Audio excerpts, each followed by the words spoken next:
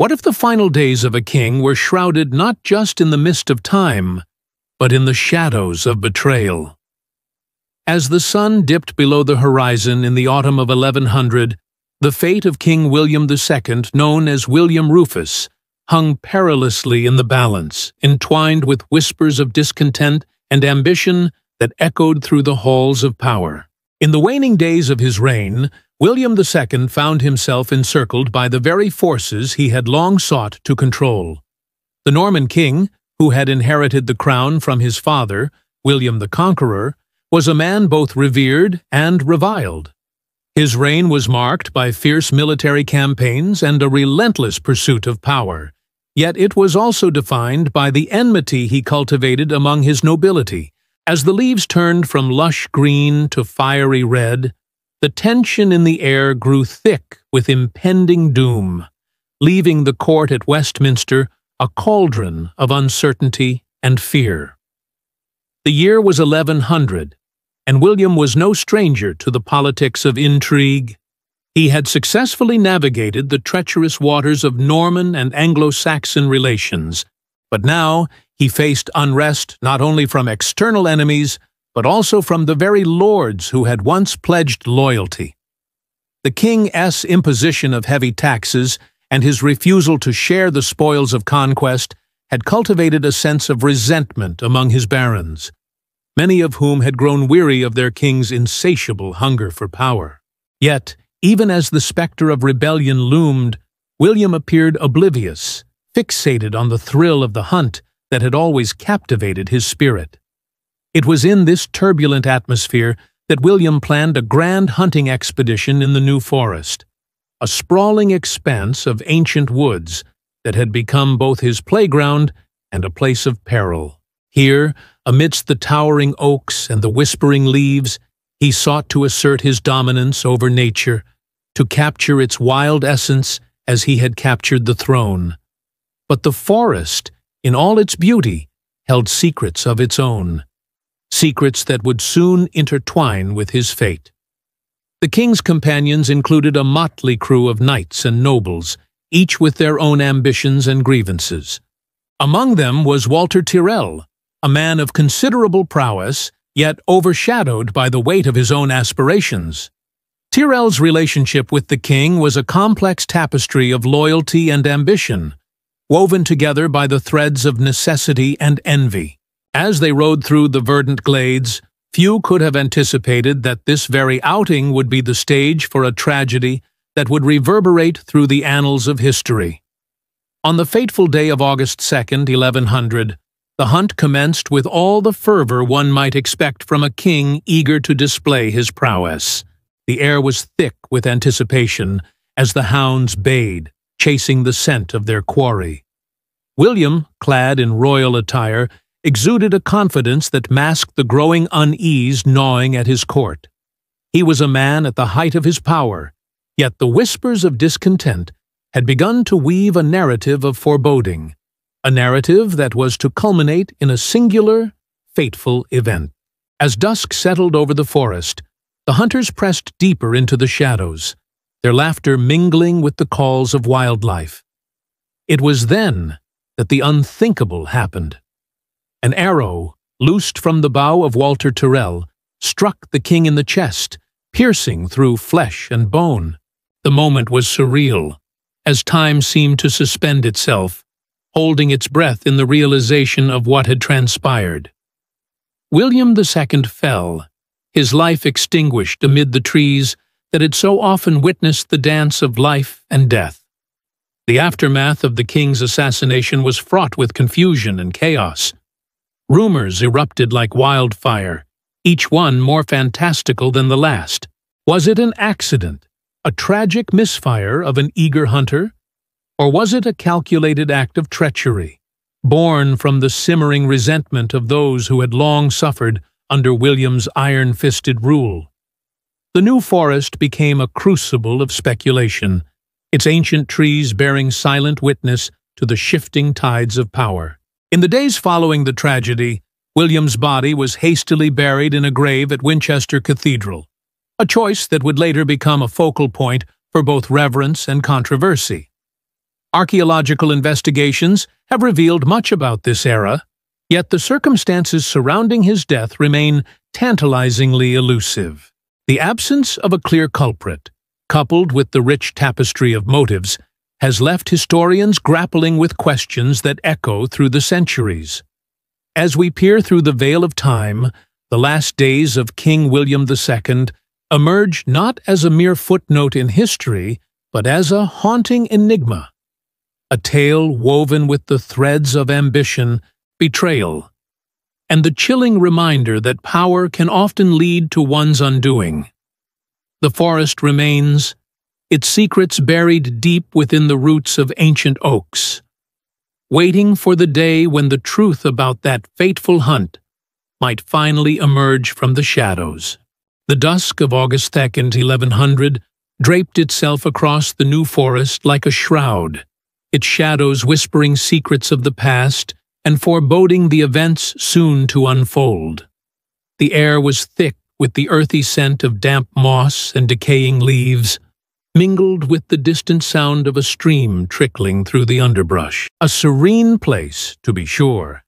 Yet on this fateful night, it harbored an unseen menace that would reverberate through the annals of history.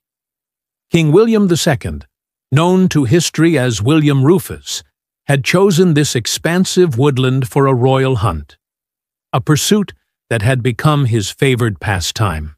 He was a figure of robust energy and tempestuous spirit, his reign marked by the consolidation of Norman power and the contentious relationship he maintained with his barons. With the sun's last rays flickering through the trees, he rode at the head of his hunting party, a vibrant entourage of courtiers and knights, their laughter piercing the stillness of the forest. Yet, as the light faded, the atmosphere shifted. The joviality that had characterized the day began to dissolve. The forest, once inviting, seemed to close in around them, shadows elongating into grotesque shapes as twilight deepened. A sense of foreboding settled among the men, though none dared to speak it aloud. Among them was a young nobleman, Walter Tyrrell, whose demeanor was troubled and whose gaze flickered anxiously as they traversed the wooded paths. The fateful hunt soon took them deeper into the heart of the New Forest, a place where ancient oaks stood like sentinels, their gnarled branches twisting against the darkening sky. At the head of the party, William, ever the bold hunter, sought to track a mighty stag that had eluded the best of them for weeks. He was a king who relished the thrill of the chase, unaware that he was the one being hunted. As they rode, the path narrowed, the trees closing in, creating an oppressive atmosphere that weighed upon them. It was here, in this twilight realm, that the key events of the evening would unfurl. William called for his archers to spread out, allowing the hunt to take on a more strategic form. Among the archers was Tyrrell, displaying an uncharacteristic reluctance as he prepared his bow. Then came the moment. The stag burst from the thicket, bounding away in a desperate flight. The chase ignited, and William, with fervor, urged his horse onward. But not all eyes were set on the quarry ahead. In a chilling echo of fate, Tyrrell drew an arrow, his focus shifting towards the king rather than the stag. Time seemed to slow, the air crackling with tension as the bowstring twanged. A sound that would herald doom. The arrow flew, not aimed at the noble beast, but at the king himself. With a sickening thud, it struck William in the chest, the force of the impact knocking him from his horse. The forest, once alive with the sounds of pursuit, fell silent, a heavy pall descending as the court members rushed forward, their faces pale with horror and disbelief. What had transpired? Was it mere accident, or was there a darker design at play? In the ensuing chaos, Tyrrell's expression shifted from confusion to horror, his hands trembling as he realized the gravity of his actions. The king lay crumpled on the forest floor, blood pooling beneath him, his life ebbing away with the fading light. the regal crimson of his blood mingled with the earth, a stark reminder of the fragility of power. As the party gathered around the fallen monarch, murmurs of shock transformed into accusations. Who could possibly benefit from such a tragedy? The whispers that followed were laced with intrigue and suspicion. Some pointed fingers at Tyrrell, while others wondered if it was the machinations of the king's enemies, those who had suffered under his reign. As night enveloped the forest, the atmosphere thickened with the weight of unanswered questions. The scene was a tableau of chaos and sorrow, and the once vibrant hunt had given way to a somber gathering. Who had orchestrated this dark turn of fate? Theories began to swirl. Some claimed it was a plot by disgruntled nobles. Others whispered of a curse, perhaps the wrath of nature herself, embodied by the very forest that had witnessed this tragedy. In the days that followed, the New Forest would become a site of pilgrimage for those who sought to understand the mysteries surrounding William II's untimely demise. Archaeological excavations would later reveal artifacts from this period, yet the exact nature of that fateful night remained obscured by the mists of time. The whispers of the forest offered no clarity, only an echo of the king's last moments, his life extinguished in the throes of ambition and betrayal. And thus, the shadows of the New Forest retained their secrets, concealing the truth behind the king's assassination, a riddle wrapped in the silences of ancient trees, forever enigmatic, forever haunting. In the annals of history, few figures are as enigmatic as William II of England, often overshadowed by the towering legacies of his father, William the Conqueror, and his brother, Henry I.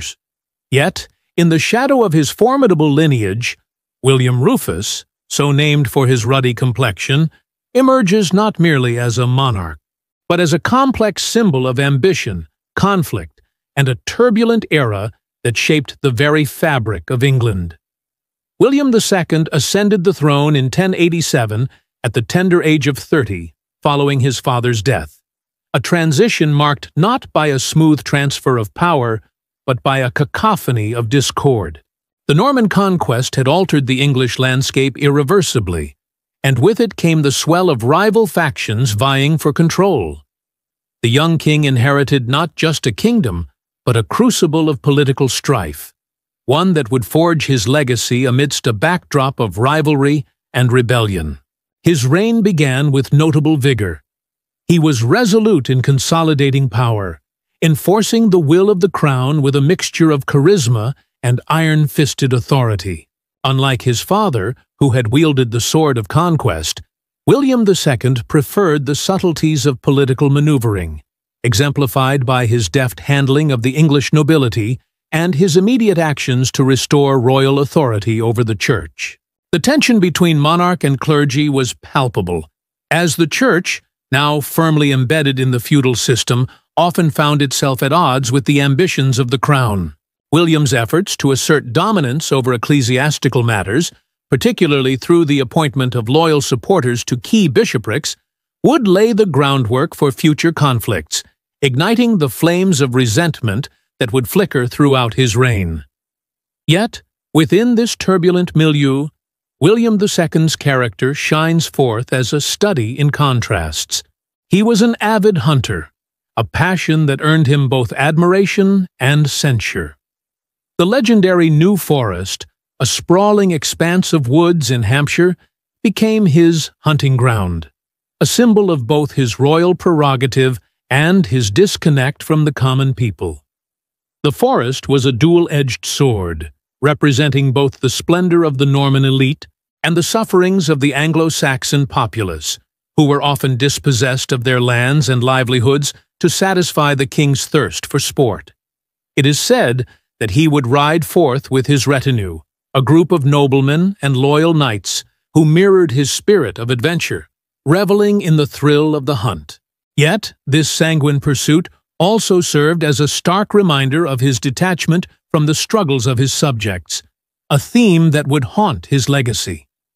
As the years progressed, William's reign became increasingly characterized by a series of conflicts, not just with external foes, but also with the very nobility that surrounded him. His relationships were fraught with tension. The ambitious figures such as Robert Curthose, his elder brother and Duke of Normandy, presented challenges that would eventually manifest in open warfare. The rivalry between the brothers, steeped in a heady mix of fraternal loyalty and political ambition, defined the landscape of William's rule, illustrating the precarious nature of power in a kingdom where loyalty could shift as swiftly as the wind through the trees. What is perhaps most compelling about William II is the legacy of fear and uncertainty that surrounds his death. The king, often seen as a paradox, a ruler who both embraced and defied the conventions of monarchy, left behind a kingdom in turmoil. His assassination in the depths of the New Forest, through the mysterious flight of an arrow shot by a supposed ally, has invited a tapestry of theories and speculation, shrouding his legacy in an enduring enigma. Some whispered of divine retribution, others spoke of treachery among his own ranks, adding layers of intrigue to an already complex narrative. Archaeological evidence from the period presents a tantalizing glimpse into the socio-political climate of England under William II. Excavations at sites such as the Tower of London and remnants of the royal palaces reveal the opulence and the precarious nature of power during his reign. Items unearthed, a trove of coins, weapons, and everyday artifacts, speak to both the wealth that flowed from conquest and the discontent brewing among the populace. These findings serve as silent witnesses to the reality of life under William II, a ruler caught in the crosshairs of his own making. In the end, the legacy of William II is one steeped in contradictions. He was a king who sought to transcend the shadows of his father's conquest, yet became ensnared in the very web of conflict and rivalry that he tried to navigate. His reign represents a pivotal moment in English history, not simply as a chapter of a sovereign's rule, but as an intricate puzzle of ambition, betrayal, and the unending quest for power. As the echoes of the past linger in the air, the tale of William Rufus continues to captivate the imagination, an unsolved riddle awaiting discovery amidst the annals of time. In the shadowy recesses of history, where the echoes of swords and the whispers of betrayal resonate, the landscape of England in the late 11th century was a tapestry woven from threads of conquest, ambition, and strife. King William II, known as William Rufus, stood as a figure both formidable and enigmatic, the son of the conqueror, William Rufus. Yet even as he donned the crown of England, beneath the surface lay a cauldron of political tensions that threatened to boil over, ignited by the very forces that enabled his ascendance. The Norman conquest of 1066 had transformed England irrevocably. A mere decade after the fateful Battle of Hastings, where Harold Godwinson had met his demise, the Norman elite had established themselves atop the social hierarchy, a class of warriors and administrators who imposed their will upon a reluctant Anglo-Saxon populace. Castles sprouted like mushrooms after rain. Fortifications such as the Tower of London and the formidable Windsor Castle, symbolizing the iron grip of Norman power. These were not mere structures of stone. They were statements of dominion, a reminder to the English that their land was now ruled by foreign hands. William II's reign began in the shadow of his father's legacy, a legacy marked by blood and conquest. His rule was one of audacious ventures and brutal repression, but also of fierce ambition. He was a king who sought to solidify his power, not just against the remnants of Anglo-Saxon nobility, but also against his own brother, Robert Curthose, Duke of Normandy. The rift between the brothers was emblematic of the larger discord brewing in the realm. While William ruled from England, Robert sought to claim his birthright in Normandy, the heartland of their father's empire. The political landscape was further complicated by the influence of the Church, which had its own ambitions and alliances. The Archbishop of Canterbury, Lanfranc, a Norman himself, supported William II, yet the Church was also seen as a potential adversary, wielding spiritual authority that rivaled the king's. The question of loyalty hung heavy in the air. Was the nobility's allegiance to the king or to the sacred institution of the Church? This tension reached a fever pitch when William, in his relentless pursuit of power, began to impose taxes and levies that angered both nobles and clergy alike. The repercussions of such actions reverberated throughout the realm, sowing seeds of dissent. Amidst this turmoil, the specter of rebellion loomed. The Anglo-Saxons, still reeling from their defeat, chafed under the Norman yoke. A sense of injustice simmered as lands were redistributed to foreign lords, while native Englishmen found themselves stripped of their ancestral rights. It was a dangerous game of chess being played across the vastness of England, where loyalties were fluid and alliances could shift as quickly as the winds of fortune. The years leading up to William II's assassination were marked by a series of rebellions and skirmishes, each a testament to the underlying tensions. In 1088, a significant revolt erupted, led by the discontented nobles who had come to see William as a tyrant rather than a sovereign. This insurrection was notable for its scale and fervor, as English lords rallied to reclaim their power, bolstered by the support of Robert Curthose, who saw an opportunity to undermine his brother. The conflict culminated in the siege of Rochester Castle, where rebels made a stand against William's forces. The castle, a strategic stronghold, became a symbol of defiance against Norman rule. The siege was ultimately a testament to William's ruthless resolve, but it also served as a reminder of the fragile nature of his authority. As tensions mounted within the kingdom, the external threats loomed on the horizon. The Norsemen, descendants of the Vikings who once raided the shores of England, were plotting their own resurgence. In Norway, King Magnus sought to reclaim lands lost to the Normans, setting his sights on a kingdom that had become a patchwork of old and new loyalties. The prospect of renewed Viking invasions added another layer of complexity to William II's troubled reign, as he sought to balance the demands of a fractious nobility with the ever-present threat of foreign incursions.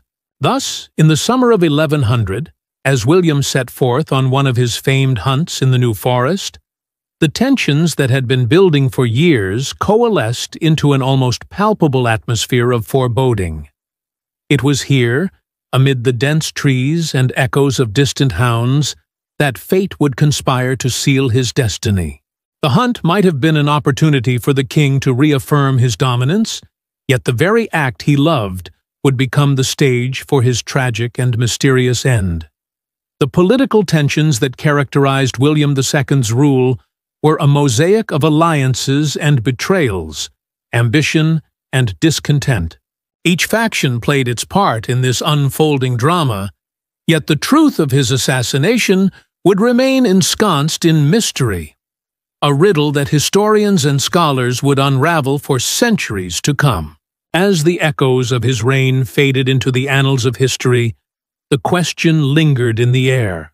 Who truly wielded the power to shape the fate of a king? And who would stand to gain from his untimely demise? The sun had barely breached the horizon on that fateful morning of August 2nd at 1100, casting a pale light over the New Forest as the echoes of the hunt faded into the whispering trees.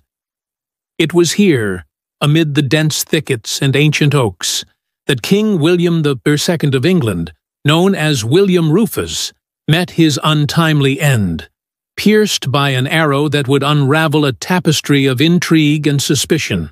As the news of his death spread, the forest transformed from a mere hunting ground into a site of profound mystery.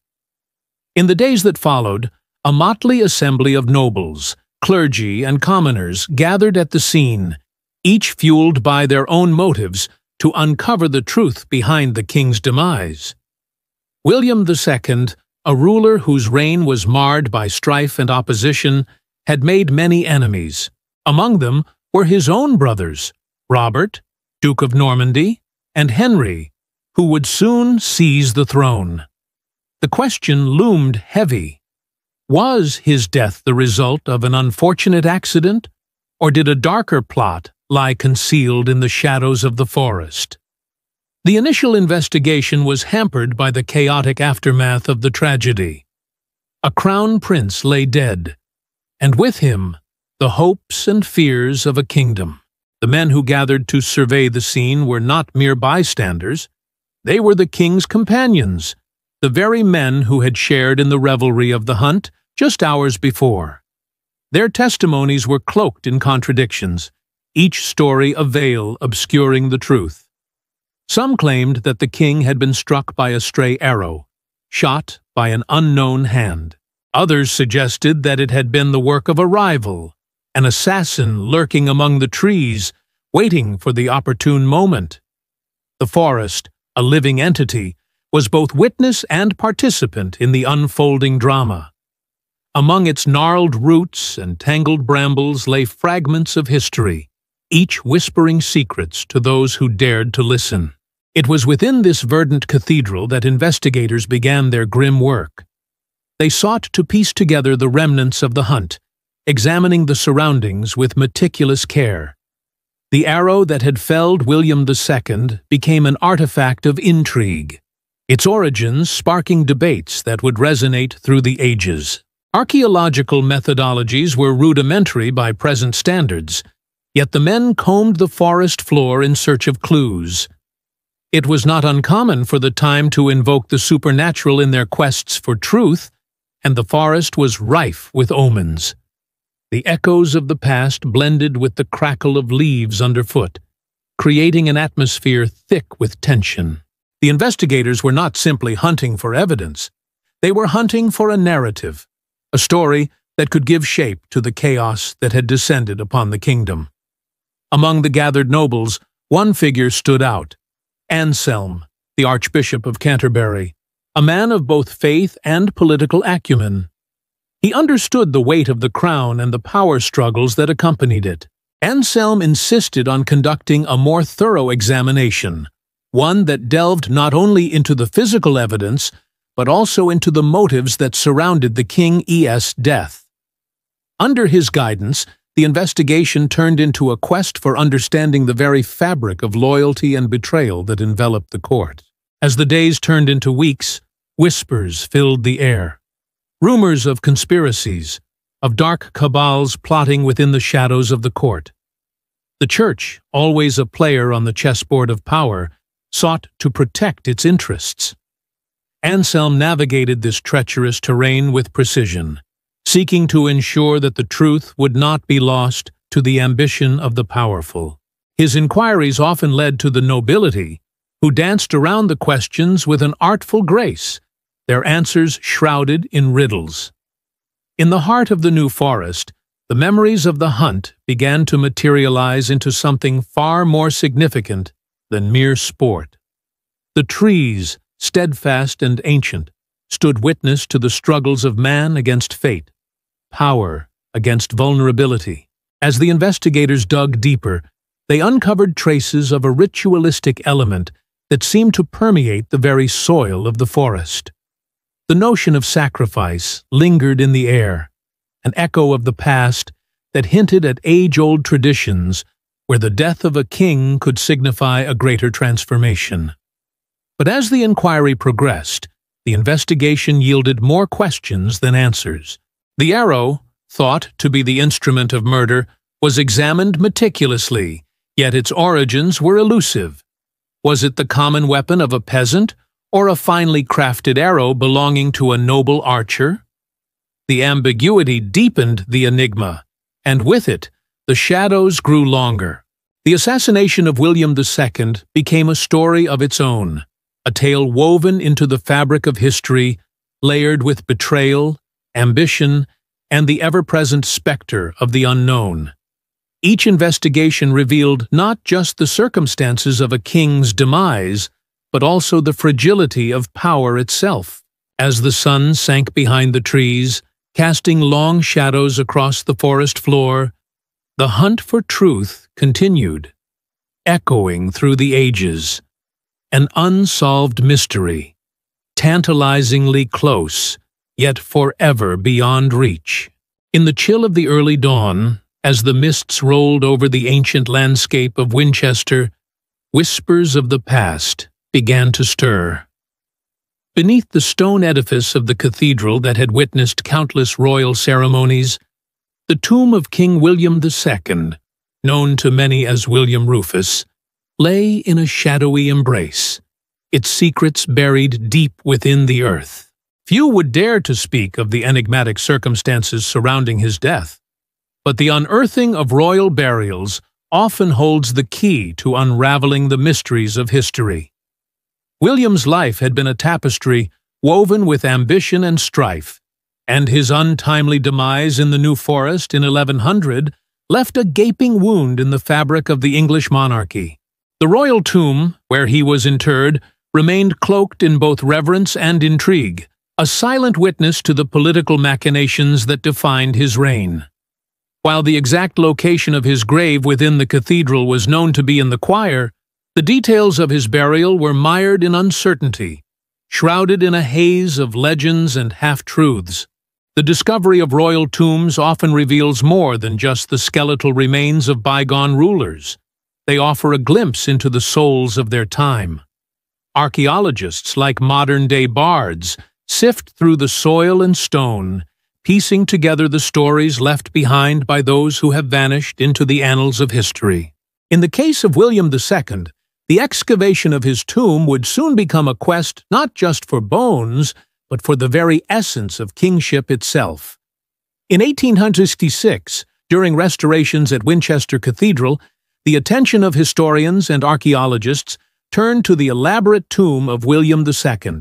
As they carefully excavated, they unearthed a striking sculpture, a figure that bore an uncanny resemblance to the king, clad in armor, with an arrow poised at his side. This depiction, both haunting and beautiful, seemed to encapsulate the story of his life, an eternal warrior, forever marked by the very instrument that had claimed him. This chilling symbolism brought forth a cascade of questions. Was the likeness an artistic tribute, or did it contain deeper meanings, perhaps hinting at foul play? In life, William had been a king caught between the realms of military prowess and the treacherous waters of court politics. In death, he seemed to become a vessel of mysteries, a reminder that the truth may be more elusive than the sharpest arrow. Yet, the tomb's revelation was not merely about the man who had once ruled. It was an exploration of a greater narrative, the intertwining of faith and power. William II had straddled the line between the sacred and the secular, and his burial site bore testimony to this duality.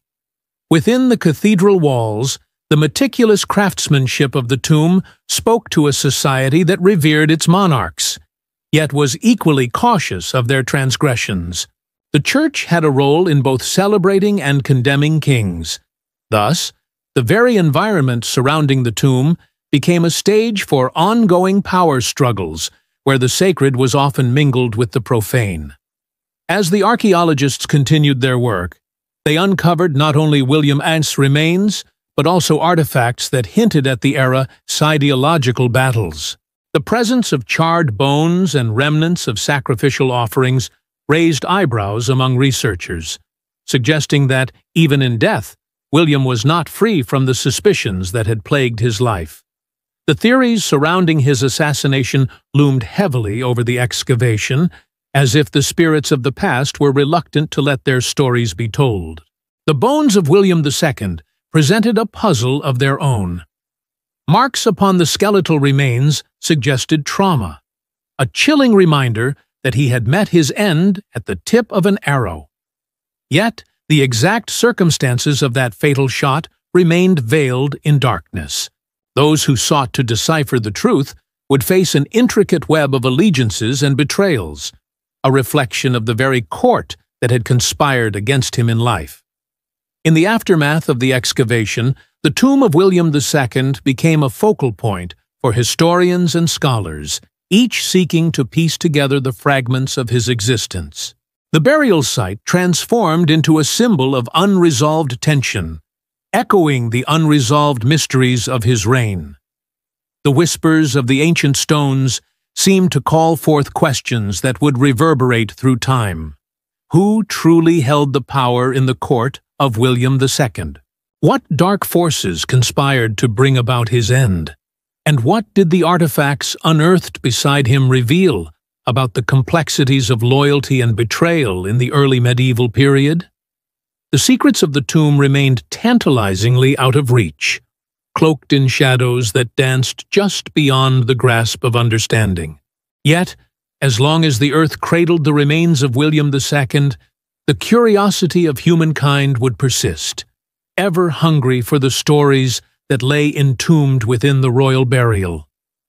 In the echoes of the past, the enigma of a king's life and death continued to weave its spell, inviting all who dared to listen to seek the truth that lay buried beneath centuries of history. In the swirling mists of history, the rivalry between the Plantagenets and the Normans casts a long, dark shadow over the annals of England. The death of King William II, or William Rufus, in the grim embrace of the New Forest, was not merely an act of violence.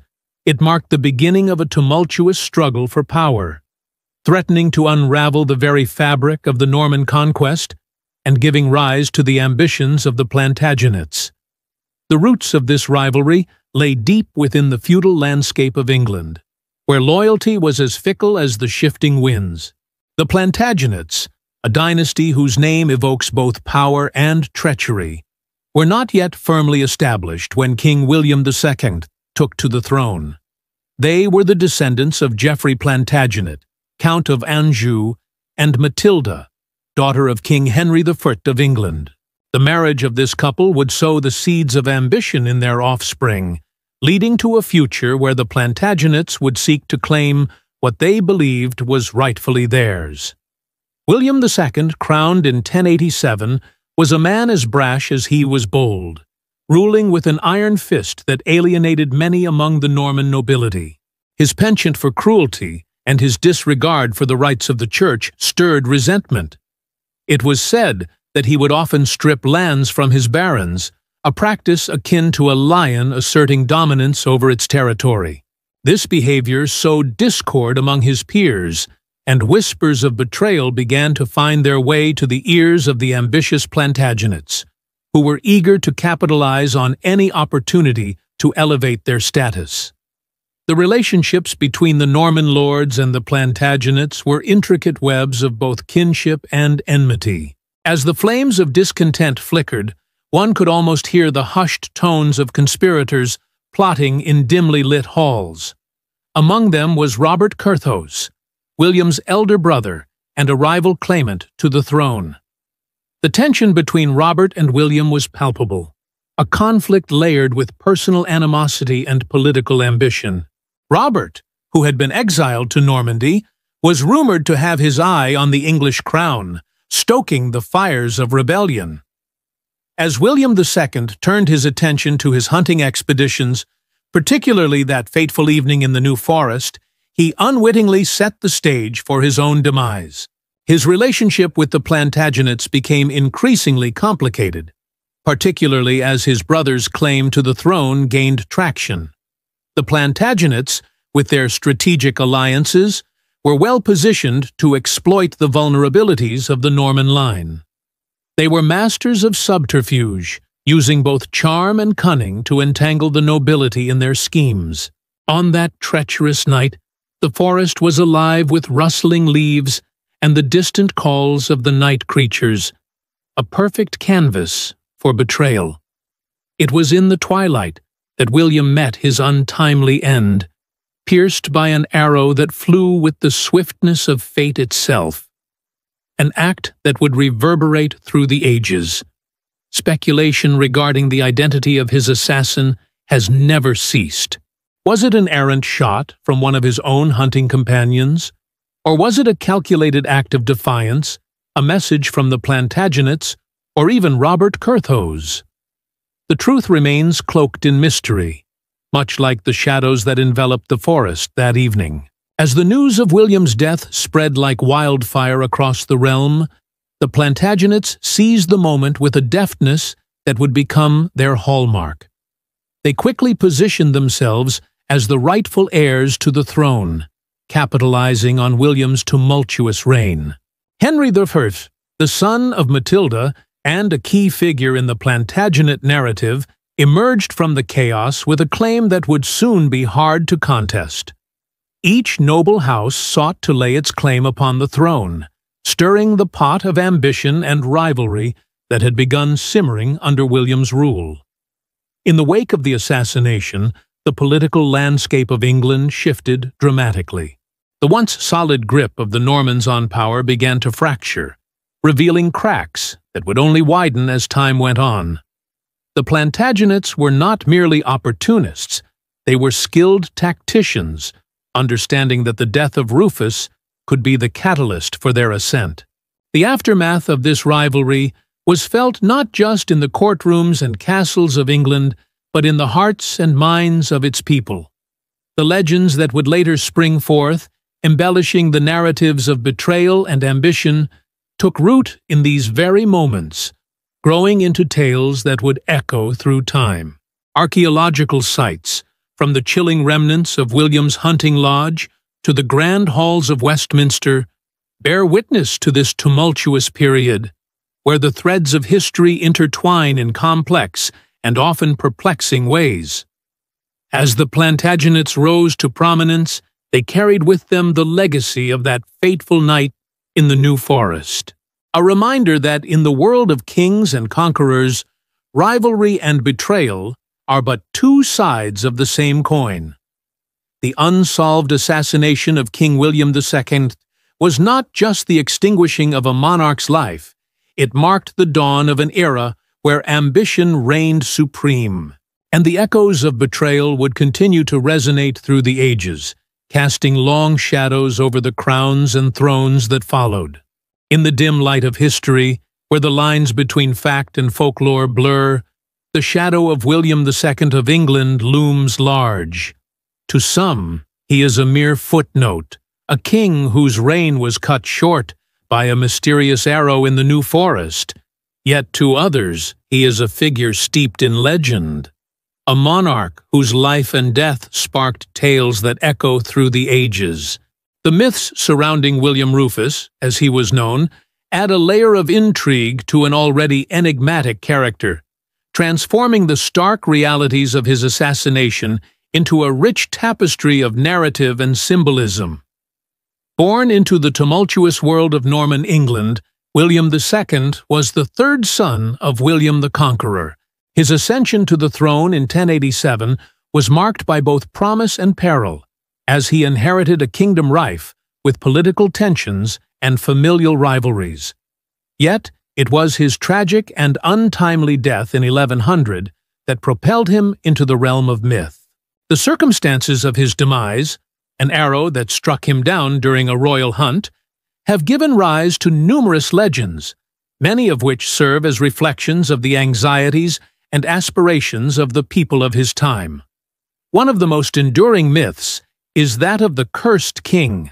According to medieval chronicles, William was said to be a ruler whose tyranny and arrogance earned him the ire of both his subjects and the heavens. This narrative paints him as a king who, in his relentless pursuit of power, neglected the welfare of his people. It is said that on the night of his death, ominous omens foretold of his end: a darkened sky, a howling wind, and the cries of a disturbed raven. These elements have woven their way into the fabric of folk tales, suggesting that William was not merely the victim of an unfortunate accident, but rather a man fated to meet his end by divine intervention. The tale deepens with the suggestion of a curse laid upon him by the ghost of his father, William the Conqueror. Some accounts suggest that the spirit of the elder king, displeased by his son's rule, sought retribution. This spectral narrative finds its roots in the ancient belief that the dead can influence the living, a notion prevalent among the Anglo-Saxon and Norman peoples. Thus, the arrow that struck William became more than a weapon. it transformed into a symbol of retribution, a physical manifestation of unresolved tensions between father and son, and kingship and morality. However, legends often thrive where facts are scant, and the truth of William's assassination remains elusive. Some ancient texts speak of conspiracy, hinting at the possibility that powerful nobles may have orchestrated the king's death.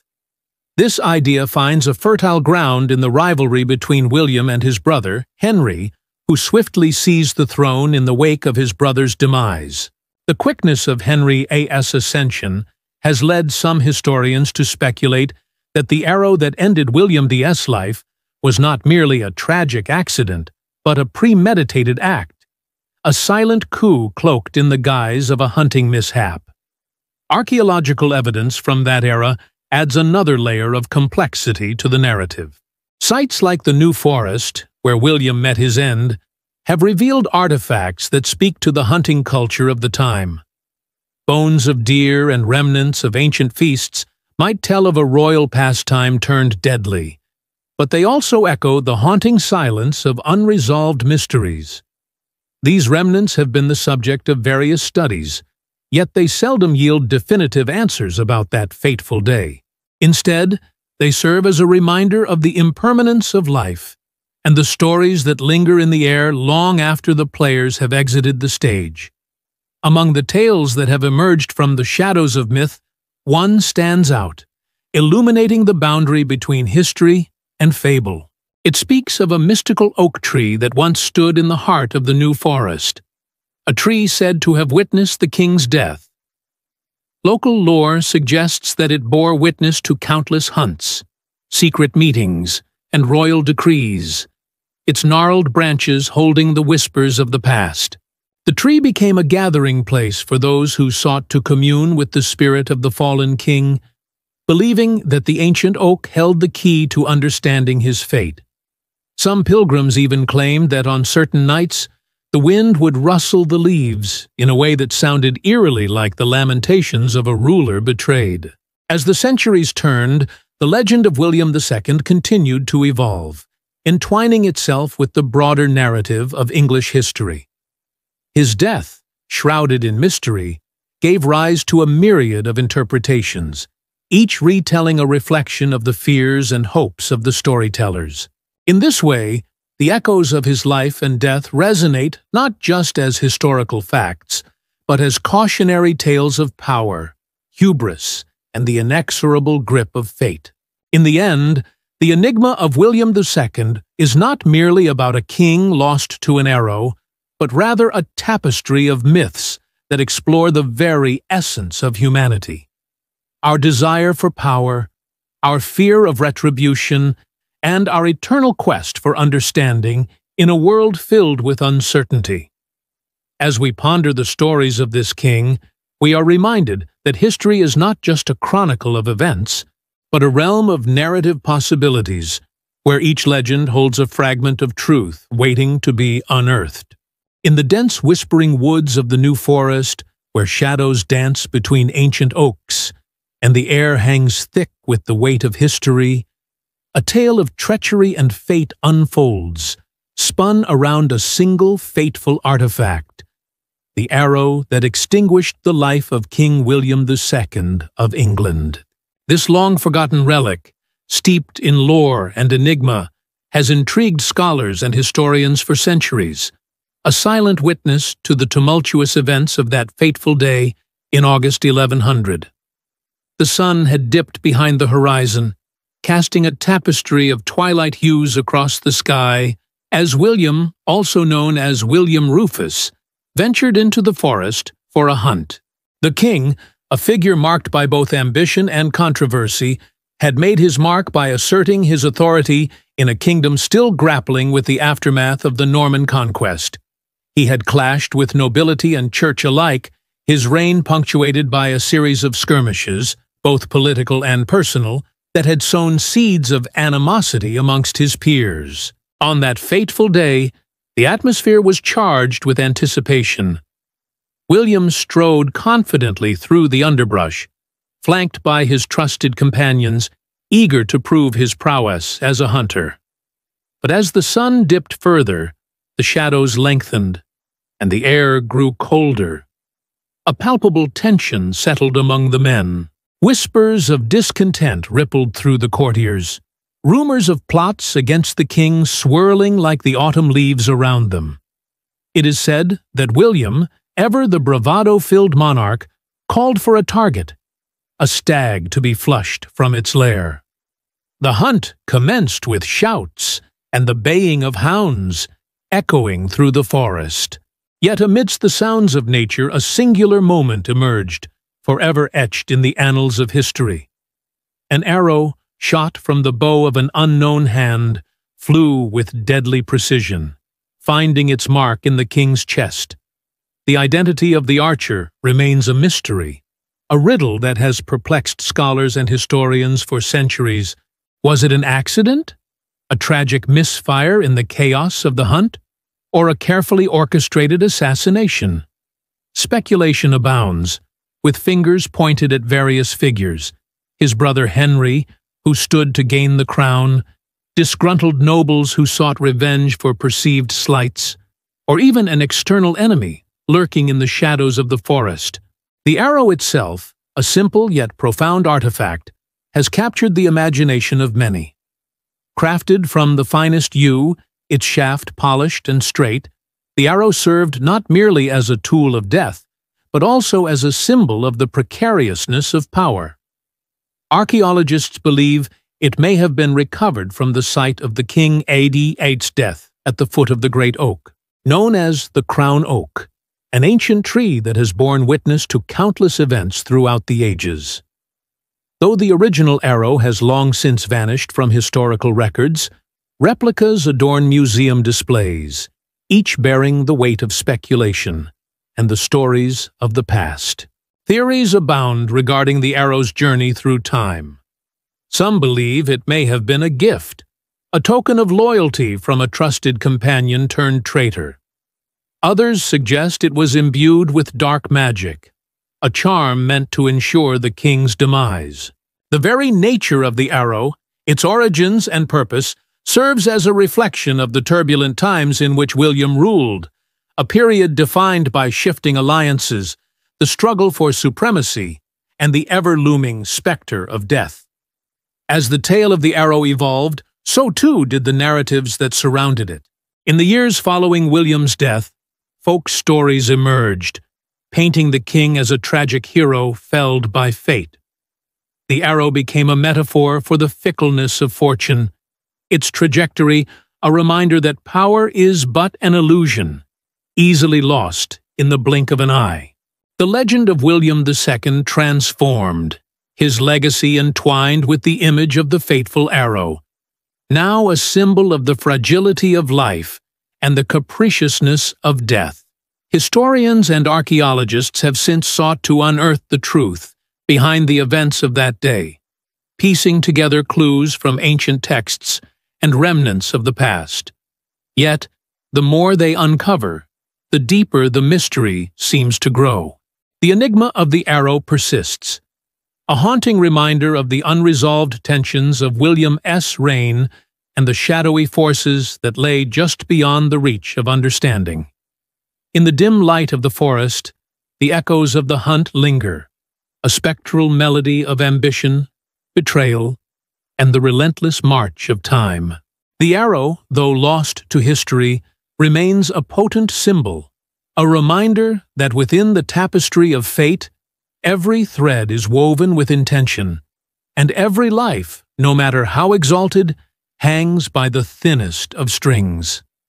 As the winds whisper through the trees, one cannot help but wonder, who truly shot the arrow that felled the king?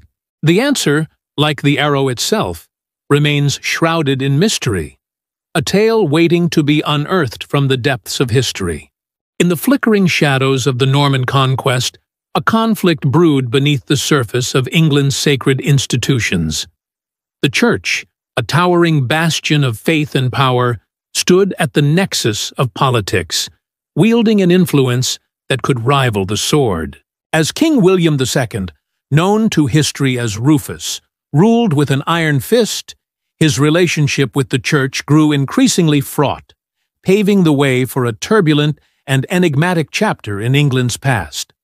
In the year 1100, when the arrows of fate were drawn, King William II met his untimely end in the New Forest, an incident that would echo through the annals of history as one of the most puzzling assassinations in royal lore. Yet, to understand the gravity of this event, we must first unravel the intricate tapestry of faith and politics that defined the age. The Church, a pivotal player in the realm, was not merely a sanctuary of spirituality, it was a political powerhouse entangled in the affairs of kings. William II, who ascended the throne following his father, William the Conqueror, was a monarch whose reign was marked by a blend of tyranny and audacity. He defied papal authority and often clashed with ecclesiastical leaders, most notably with Anselm of Canterbury, the archbishop who had been a stalwart voice of morality in the face of royal excesses. Their contentious relationship came to a head as Anselm sought to champion the autonomy of the Church against the encroaching demands of the monarchy. Archaeological evidence, including the remnants of Winchester Cathedral and the ruins of the ancient Christ Church in Canterbury, speak to the grandeur and significance of the Church during William's reign. These hallowed halls were not just places of worship, but arenas of political maneuvering, where alliances were forged and broken, and the fate of the realm was debated. The churchmen, clad in their flowing robes, wielded considerable power, often influencing the decisions of kings and lords alike. They were the keepers of knowledge, the dispensers of justice, and, at times, the very architects of rebellion. In a world where the divine right of kings was heavily endorsed by the Church, Rufus's disregard for papal authority raised eyebrows and bred discontent. He famously seized church lands to fund his military endeavors, an act that sowed seeds of resentment among the clergy. Accounts from chroniclers of the time, such as Orderic Vitalis, paint a vivid picture of the tensions simmering between the crown and the church, revealing that many viewed Rufus's rule as a direct affront to divine order. As whispers of dissent grew more potent, the church found itself at a crossroads. The very institution that should have guarded the sanctity of the monarchy began to harbor suspicions of foul play. To the clergy, the assassination of William II would not merely represent the death of a king. It would symbolize the culmination of a struggle between earthly power and divine authority. The mystery surrounding his death would only deepen these suspicions. On that fateful day in the New Forest, as the king hunted game, he was struck by an arrow. Its source remains a topic of fierce debate. Was it the act of a rogue hunter, a mere accident, or something far more sinister? The Church, in its quest for answers, found itself embroiled in a web of conspiracy theories. Some posited that Rufus's death was orchestrated by discontented nobles who sought to restore the Church's sway over the crown, while others suggested it was the work of foreign agents seeking to destabilize England. The role of the Church in the aftermath of the assassination was as critical as it had been before. William II's sudden demise left a power vacuum that was quickly filled by his brother, Henry I.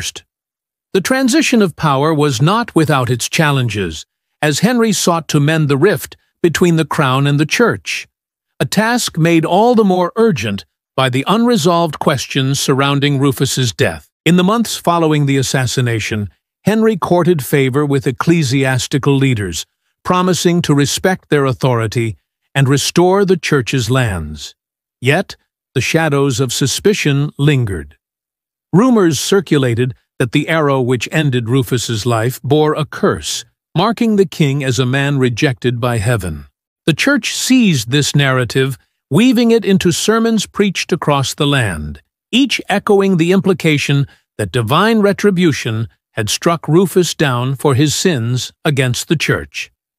These tales fed into the larger narrative of English history, embedding the assassination deep into the cultural consciousness of the people. As the years turned into decades, the story of William II's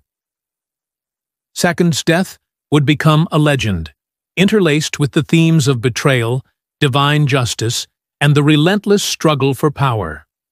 The Church, once a pillar of his reign, transformed into a purveyor of his doom. In this crucible of faith and politics, the unsolved assassination of King William II remains a tantalizing enigma, a mystery that continues to beckon historians and curious souls alike to seek the truth hidden within the shadows of the past. In the lingering shadows of the early 12th century, as the sun dipped below the horizon of what is now known as the New Forest, the air thickened with the scent of pine and a mystery that would echo through the ages. Here, in this fabled woodland where the echoes of hooves and the rustling of branches entwined with the whispers of the past, the spectre of William II, or William Rufus as he was known, roamed, but not alone. The influence of the Norse, those ancient seafarers and conquerors, loomed large over the English realm, leaving an indelible mark upon its culture, politics, and, perhaps, the very fate of its kings. The Norse had long ago set their sights upon the shores of England, their sagas rich with tales of gods and men intertwined in a dance of fate. Odin, Thor, and Freya were not merely deities to these people, but symbols of a world governed by fate and the inescapable intertwining of the divine with the earthly.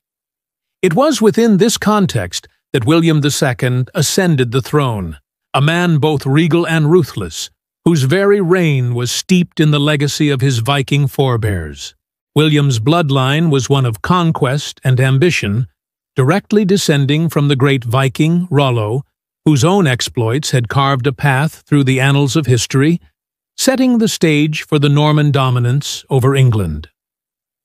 As we delve deeper into the tapestry of William's life, we must not overlook the potent Norse influences that permeated the very fabric of English society. The Norman elite, themselves descendants of Norse warriors who had settled in what is now Normandy, brought with them not only a fierce martial prowess, but a belief system steeped in the traditions of their ancestors. This cultural amalgamation manifested in various ways, through art, language, and, most intriguingly, in the governance and rituals that defined the monarchy. The Viking tradition of kingship, steeped in the belief that rulers were chosen by the gods, was not lost on William II. He styled himself as a man of divine right, frequently invoking the favor of God in his rule, while simultaneously adhering to the Norse ideal of warlike prowess as vital to his legitimacy. The echoes of the Norse sagas, with their vivid depictions of heroic deeds and the ever-watchful gods, reverberated within the walls of his court, shaping his identity as a king. Yet, it was the interplay of this divine right and the stark reality of his often brutal policies that would ultimately set the stage for his assassination. A violent end steeped in the very shadows of the gods he claimed to honor. Historical records, although murky, suggest that William II was a man both revered and reviled. His aggressive campaigns against the Welsh and Scots were marked by a brutality that, while effective in quelling rebellion, sowed the seeds of discontent among the nobility. It was a discontent steeped in Norse tradition, where betrayal was an ever-present specter, lurking beneath the surface of loyalty. The sagas spoke of treachery as a path to power, a notion perhaps not lost on those who walked the halls of William's court. Archaeological evidence from sites such as the burial mounds in Suffolk, where Viking artifacts have been uncovered alongside remnants of Anglo-Saxon culture, hints at the coalescence of these two worlds. Among the remains of warriors, artifacts have surfaced that tell tales of Norse gods, amulets inscribed with the names of Odin and Thor, weapons adorned with intricate designs reminiscent of the Viking Age. These findings suggest that the Norse legacy persisted not just in the bloodlines of the elite, but in the very essence of English governance and its approach to kingship. As the fateful day of William's demise approached, the influence of Norse mythology remained palpable, perhaps even guiding the hands of those who conspired against him. The notion of a king's fate, intertwined with the whims of the divine, was a powerful narrative. It posited that William's death could be seen as a manifestation of divine retribution, a belief deeply rooted in the culture of both the Normans and the Anglo-Saxons. In the aftermath of his death, the reactions of the nobility echoed the tumultuous history of the Norse. Claims of vengeance and justice were not merely political maneuvers. They were steeped in the ancient traditions of honoring the fallen and exacting retribution for bloodshed. The Norse gods, in all their capriciousness, loomed large, their tales echoing through the hearts of men who believed, perhaps, that the very fates of kings were still being woven by the hands of deities long past. Thus, as we stand amidst the ancient trees of the New Forest, where William II met his untimely end, we are reminded of the entangled fates of kings and gods. The Norse legacy, rich and intricate, cast long shadows that would forever alter the course of English history, leaving us to ponder. Was William II merely a man caught in the crosshairs of fate, or was he a pawn in a much grander game orchestrated by the very gods who had once inspired his reign? The answers lie buried in the soil of history, waiting for the inquisitive to unearth them, to peel back the layers of time, and to reveal the secrets that lie beneath the surface. In the shadowy recesses of history, where the whispered tales of kings and the murmurs of the common folk intertwine, we find ourselves amidst the turbulent reign of King William II of England, known to some as William Rufus. His ascent to the throne was shrouded in both triumph and trepidation, yet it was the prophecies and omens that clung to him like a shroud, weaving a tale of foreboding long before the arrow struck true. The year was 1100, and England was a land fraught with division, its heart pounding with the beats of loyalty and betrayal. William II had ruled for 13 years, but the ominous signs that preceded his fall seemed to echo throughout the English countryside. The belief in omens was deeply embedded in the fabric of medieval society, a world where celestial bodies and earthly events were seen as interconnected threads in the tapestry of fate. As William reveled in the spoils of the hunt, a pastime he cherished, whispers of prophetic dreams and unsettling signs began to circulate among his court.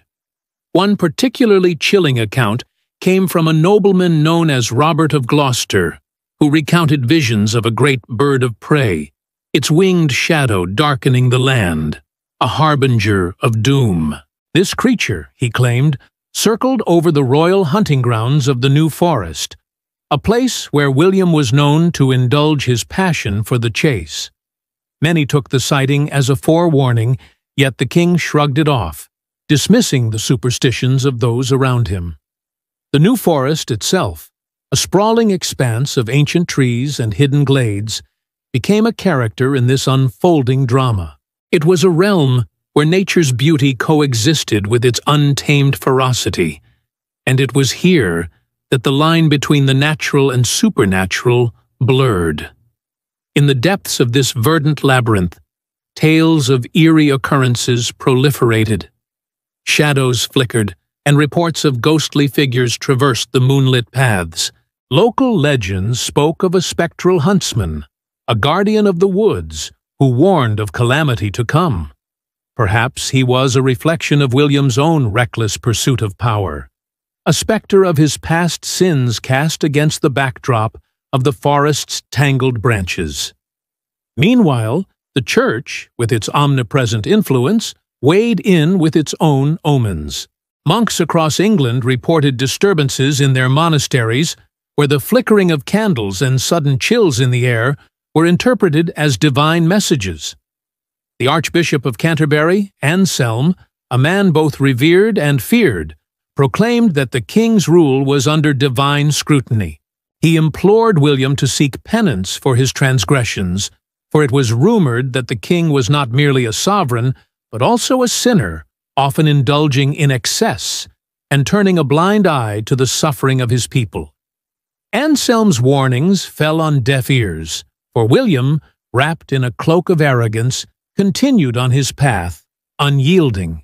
Then came the fateful night beneath the canopy of stars, when an eclipse cast a pallor across the moon, leading some to believe it was a portent of death. The phenomenon was interpreted in various ways, yet the consensus among the superstitious was grim. Such celestial events, they believed, heralded the downfall of kings.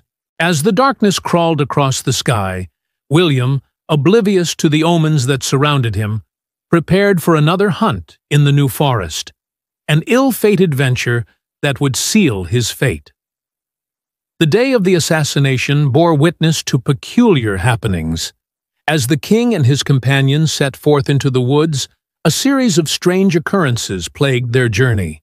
A sudden gust of wind whipped through the trees, causing branches to snap like the bones of the fallen, an unsettling reminder of the chaos to come.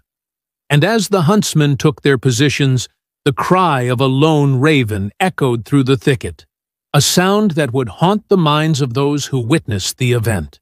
Folklore tells that the raven, a symbol of death, circled ominously above, as if to mark William as prey in a cruel twist of fate. But beyond the realm of nature, whispers of conspiracy began to circulate among the nobles who had grown weary of the king's heavy-handed rule. The seeds of discontent were sown not only in the hearts of his enemies, but also among those who once called him ally. Prophecies of a usurper began to seep into the court's conversations, hinting at a darker plot that may have entwined with the supernatural omens surrounding William II. And so, as arrows pierced the silence of the forest, and the life of the king ebbed away beneath the weight of betrayal, the signs that had long warned of his impending doom were rendered starkly real. The prophecies, the omens, the warnings, all of it fell into place like pieces of a puzzle, each detail a thread leading to the tapestry of tragedy that marked the untimely demise of King William II. What lingered was not just the memory of a king who fell to an arrow, but the unsettling realization that perhaps the very forest that nurtured him had conspired with fate to bring this tale to its inevitable conclusion. As history turned the page on William Rufus, the echoes of prophecy and the shadows of omens hung over England like a mist, an enduring mystery woven into the legacy of a monarch whose life and death would forever remain entwined with the whispers of the past. In the dim, swirling mists of early autumn, the air in the New Forest bore a palpable tension, a whisper of secrets long buried beneath the leafy canopy. It was here that King William II, the often embattled monarch known as Rufus, found himself surrounded by a cadre of companions, some loyal, others shrouded in ambiguity. On that fateful day in 1100, alliances would be tested, and the line between friend and foe would blur, leading to a mystery that would echo through the ages. William II ascended to the throne in 1087, inheriting not only his father's lands, but also the weight of unyielding expectations and animosities. He was a king defined by his fierce demeanor and unrelenting ambition, a man who thrived on the thrill of the hunt and the clash of power. Yet, within the circle of his companions, he was often both adored and resented. Among these figures stood Odo, Bishop of Bayeux, a man whose clout and cunning could rival any noble. Odo, a half-brother to William the Conqueror, had ambitions that soared beyond the ecclesiastical. He was a man with eyes set on the throne, a potential usurper cloaked in the visage of a pious clergyman. As the sun dipped behind the horizon on that fateful day, William prepared for a hunt in the forest, a pastime he cherished as much as governance. Accompanying him were the likes of Walter Tyrrell, an accomplished archer, and William trusted confidant, yet history would later cast a shadow over Tyrrell's loyalty. The king's retinue also included several Norman knights, each eager for glory, their hearts ignited by both camaraderie and rivalry. These were men of valor, but the forest's underbrush concealed their ambitions, as well as the tension that simmered just below the surface. Yet it was not merely the knights and clergy who shaped William's court. His relationship with the Anglo-Saxon nobility was equally complicated. Here lay the heart of conflict. Many Anglo-Saxon lords harbored resentments towards the Norman king, and the division between those who had flourished under the conqueror and those who had been stripped of lands created a cauldron of discontent. Among them was Edwin, Earl of Mercia, who had once been a stalwart ally of William I, but now viewed his son with trepidation. Edwin's loyalty was as precarious as a tightrope, and the whispers of rebellion danced on his lips. The New Forest itself, now a site of tranquil beauty, was steeped in tumultuous history. Recent archaeological explorations have revealed the remnants of hunting lodges and ancient pathways, echoing the thrill of the chase that William II so loved. Yet, beneath the surface, the soil held stories of betrayal and ambition. What secrets might these remnants reveal if they could speak? On that fateful day, as the sun cast elongated shadows through the trees, the hunt commenced. William, dressed in his regal attire, brandished his bow with an expert hand, the tension in his companions palpable. Each hunter knew their place, but beneath their brave facades lay the specter of mistrust. Would Walter Tyrrell's arrow fly true, or was it destined to become the instrument of the king's doom? With the forest alive with the rustle of leaves and the cries of startled game, fate intervened in the form of a sudden, unforeseen event. The sounds of the hunt faded momentarily. An arrow, shot with the skill of a master, pierced the air, striking William in a moment that would spark centuries of speculation. Tyrrell, the archer, was thrust into the epicenter of suspicion. Was it mere accident, a tragic mishap amid the thrill of the hunt? Or was there a darker undercurrent of betrayal? In the aftermath, the court's reactions were swift and varied. Some rallied to defend Tyrrell, swearing his loyalty to the fallen king, while others whispered in hushed tones of a conspiracy, a calculated strike against the man who had ruled with an iron fist and a heart of ambition. The king's companions, once allies in sport and governance, now found themselves entangled in a web of suspicion and treachery. The days that followed William's death were fraught with turmoil. William II's demise forced the Norman court to navigate a perilous landscape of shifting allegiances and burgeoning power struggles. Who truly were his allies, and who had reveled in his tragic end? The lines of loyalty became blurred, and the New Forest, once a sanctuary, transformed into a battleground of claims and counterclaims. Even centuries later, the question lingers. Who among William's companions bore the knowledge of the conspiracy, and who would ultimately pay the price? The echoes of their silent motives reverberate through the ages, casting shadows over this unsolved riddle of history. William II's companions became not just witnesses, but integral players in a drama that would forever haunt the annals of England's royal lineage, leaving behind an enigma that beckons the curious and the brave to unearth the truth. In the heart of the ancient English landscape, where the whispers of history linger like the mist over the moors, lies the site of one of the most enigmatic events in the annals of medieval England, the assassination of King William II, known as William Rufus. This chapter unfolds like a tapestry, weaving together fragments of archaeological evidence and the tumultuous history surrounding a royal demise that has puzzled historians for centuries. The year was 1100, and the forest of the New Forest in Hampshire became the backdrop for a blood-stained enigma. William II, the son of William the Conqueror, had been hunting in these dense woods, a favorite pastime of a king who sought thrill and glory within the embrace of nature. But what transpired on that fateful day remains shrouded in mystery. Was it an unfortunate accident? Or did darker forces conspire to end the reign of a monarch whose rule was marked by controversy and conflict? The archaeological puzzle begins with the very location of the event. The New Forest, established by William the Conqueror as a royal hunting ground, was not merely a picturesque backdrop, but a significant space where power dynamics played out. To this day, the area is dotted with ancient oaks, their gnarled branches reaching towards the sky like the fingers of history, beckoning for answers. Here, scholars and archaeologists often find themselves at a crossroads, sifting through layers of soil to uncover artifacts that may speak of the past. Among the treasures unearthed in the vicinity are hunting implements and remnants of medieval life, each artifact a clue in the complex puzzle of William II's assassination.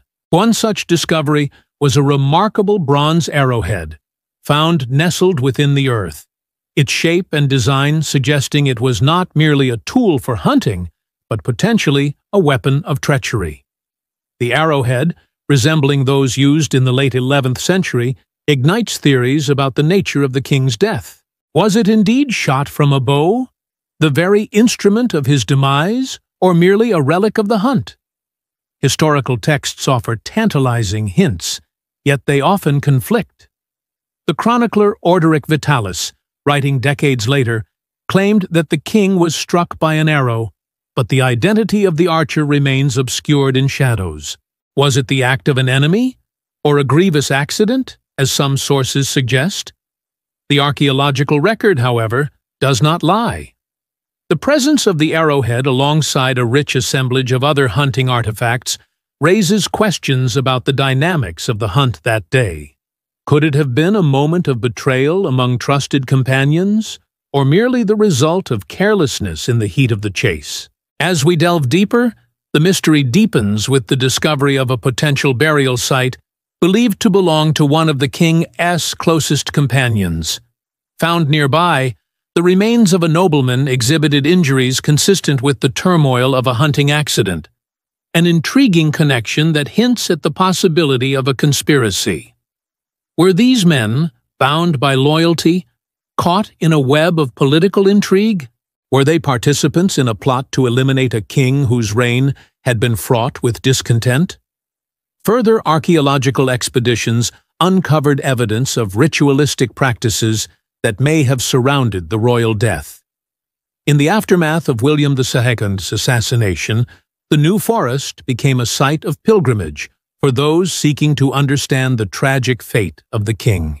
Inscriptions found on fragments of pottery indicate that offerings were made at trees believed to hold the spirit of the fallen monarch, a testament to the blending of pagan and Christian beliefs in the wake of his death. The very soil beneath our feet seems to whisper of ancient rites, suggesting that the assassination reverberated through the hearts of the people, leading them to seek solace and answers in the natural world. Yet, the archaeological studies also reveal the broader political landscape of early 12th century England. The findings of coins from William II's reign, often discovered in the same layers as the arrowhead, reflect the king's tumultuous relationships with the nobility, many of whom harbored grudges against him for his heavy-handed rule and his failed attempts to assert control over the English church. The landscape of power was fraught with tension, and beneath the surface of royal hunts and feasts lay the undercurrents of betrayal and ambition.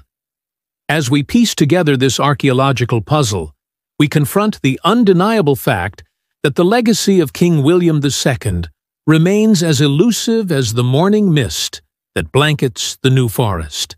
Each artifact, each clue unearthed, shapes our understanding of a king whose life and death are interwoven with the very fabric of England. Louis's history. The truth of his assassination, whether it was a tragic accident or a calculated murder, still dances just out of reach, tantalizing scholars and storytellers alike. In the end, the New Forest stands not only as a witness to the death of a king, but as a testament to the enduring mysteries of our past.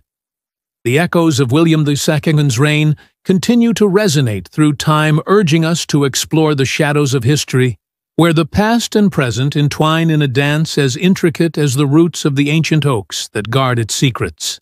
In the velvety embrace of twilight, when shadows dance with the last flickers of daylight, the legacy of the hunt looms large over the tale of King William II, a monarch whose reign was as tumultuous as it was profound.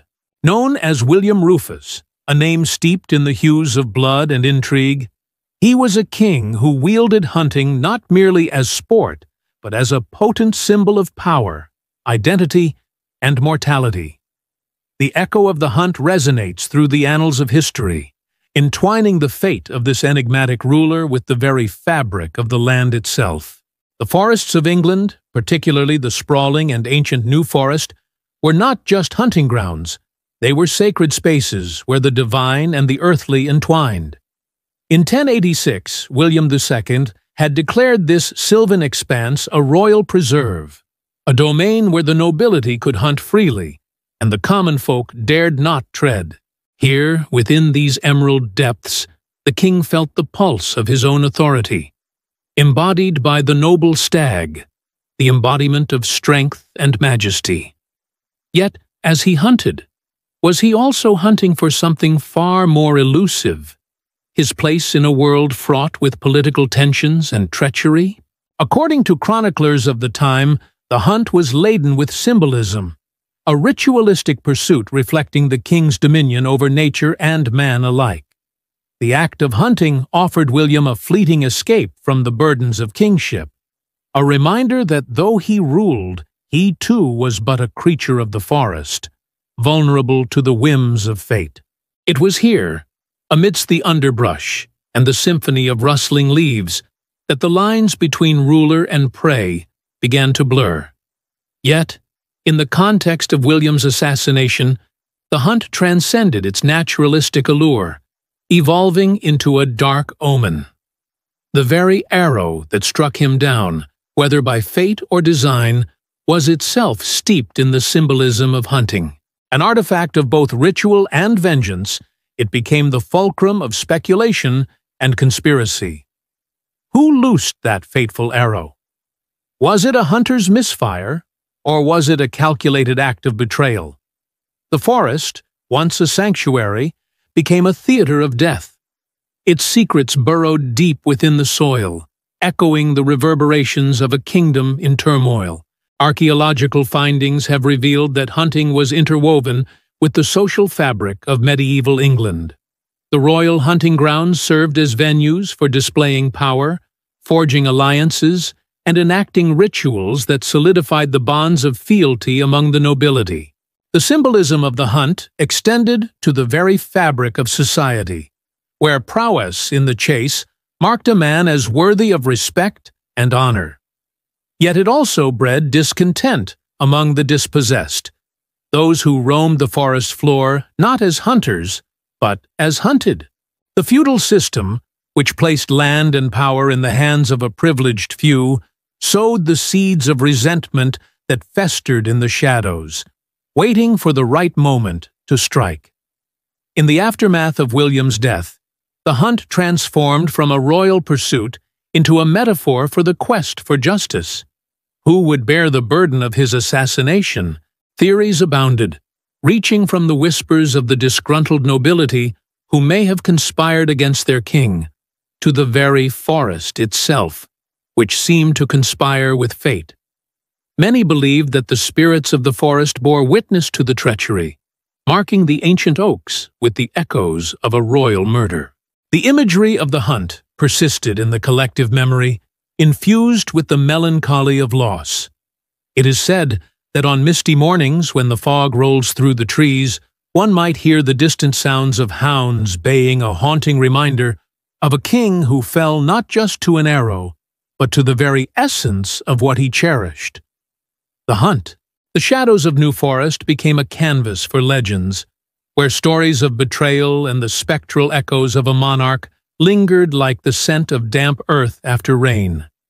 In the tapestry of William II's reign, the hunt stands as a potent symbol, a juxtaposition of life and death, authority and vulnerability. It is a legacy steeped in the rich soil of England, where the past intertwines with myth, and the hunt for truth continues to pulse, elusive and mysterious.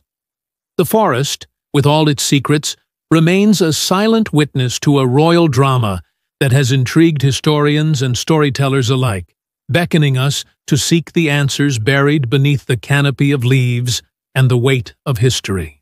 Thus, the hunt, once a noble pursuit, became an enigma, a riddle wrapped in the verdant embrace of the woods, where the legacy of King William II lives on, both as a king and as a spectral figure haunting the corridors of time, forever entwined with the arrow that marked his end. In the shadow of the Norman conquest, an intricate tapestry of power, privilege, and discontent began to weave itself throughout England. The year was 1087, a time when King William II, known as Rufus, took the throne. But the seeds of unrest were already germinating in the very soil of the kingdom.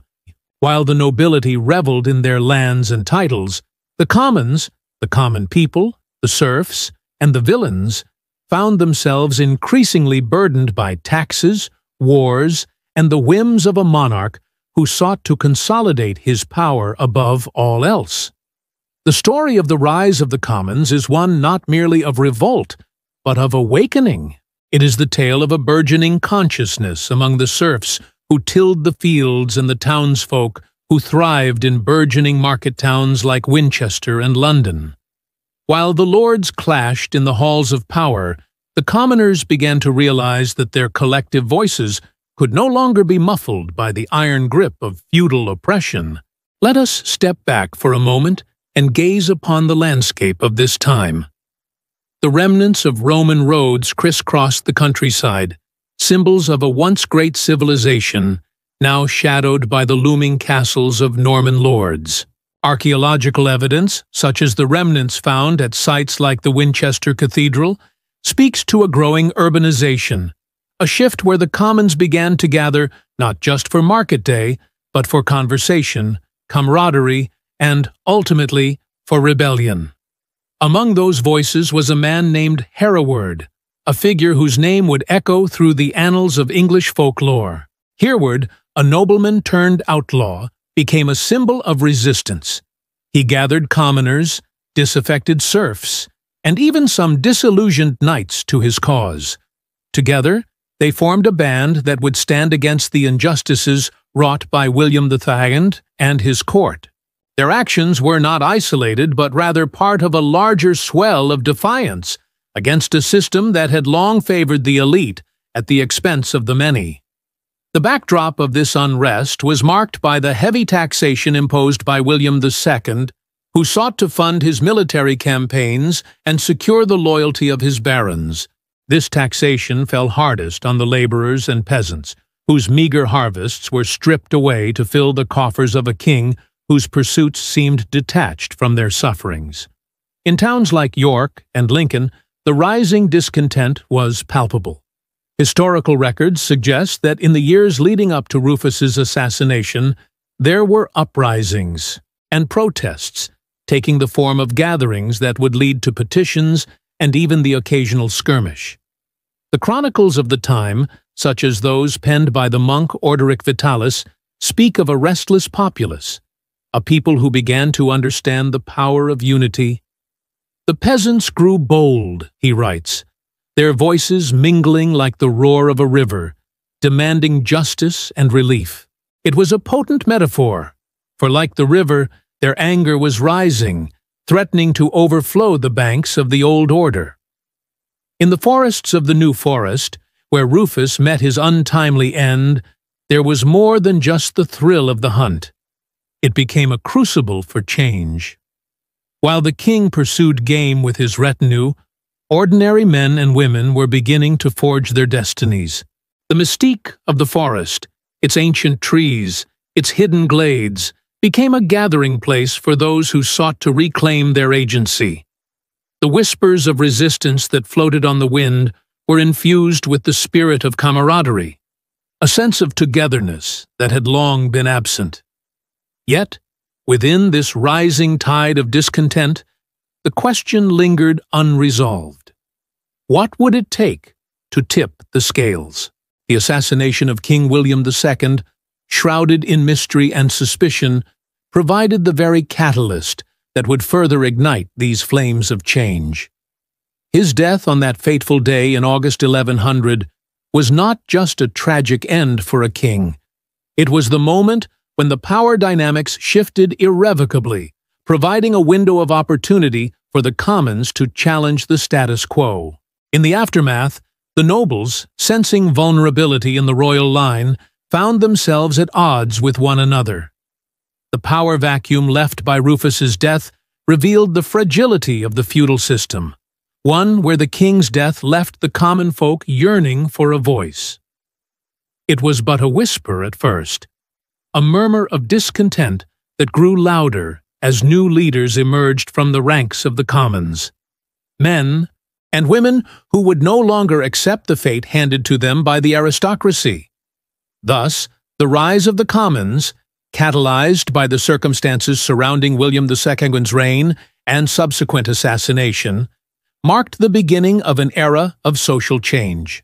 As the stewards of the land began to realize their collective strength, the roots of revolution were planted deep, preparing for the inevitable upheaval that would shake the very foundations of English society.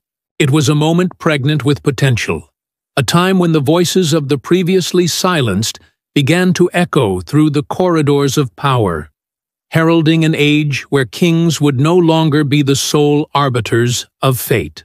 In the annals of English history, few figures loom as enigmatically as William Rufus, the second son of William the Conqueror. Known to many as William II, his reign was shrouded in political machinations, familial rivalries, and the specter of violence that would ultimately define his fate. The very contours of his life suggest a man at once dynamic and inscrutable, a monarch whose ambitions were as grand as the empire he sought to govern, yet whose legacy was marred by the circumstances of his untimely death. Born in 1056, William Rufus was the embodiment of his father's will, a fierce warrior and skilled leader. He was often described as having a ruddy complexion, which earned him the moniker Rufus, meaning red. This physicality belied a character that was both compelling and contentious, one that would face the dual challenges of ruling a fractured kingdom and contending with the expectations of his lineage. As the son of a conqueror, William was thrust into a world rife with animosity. The Normans were seen as interlopers in a land that had once been ruled by the Anglo-Saxons, and William's tenacity in clinging to power only deepened the divide. The political landscape of England during his reign was fraught with instability.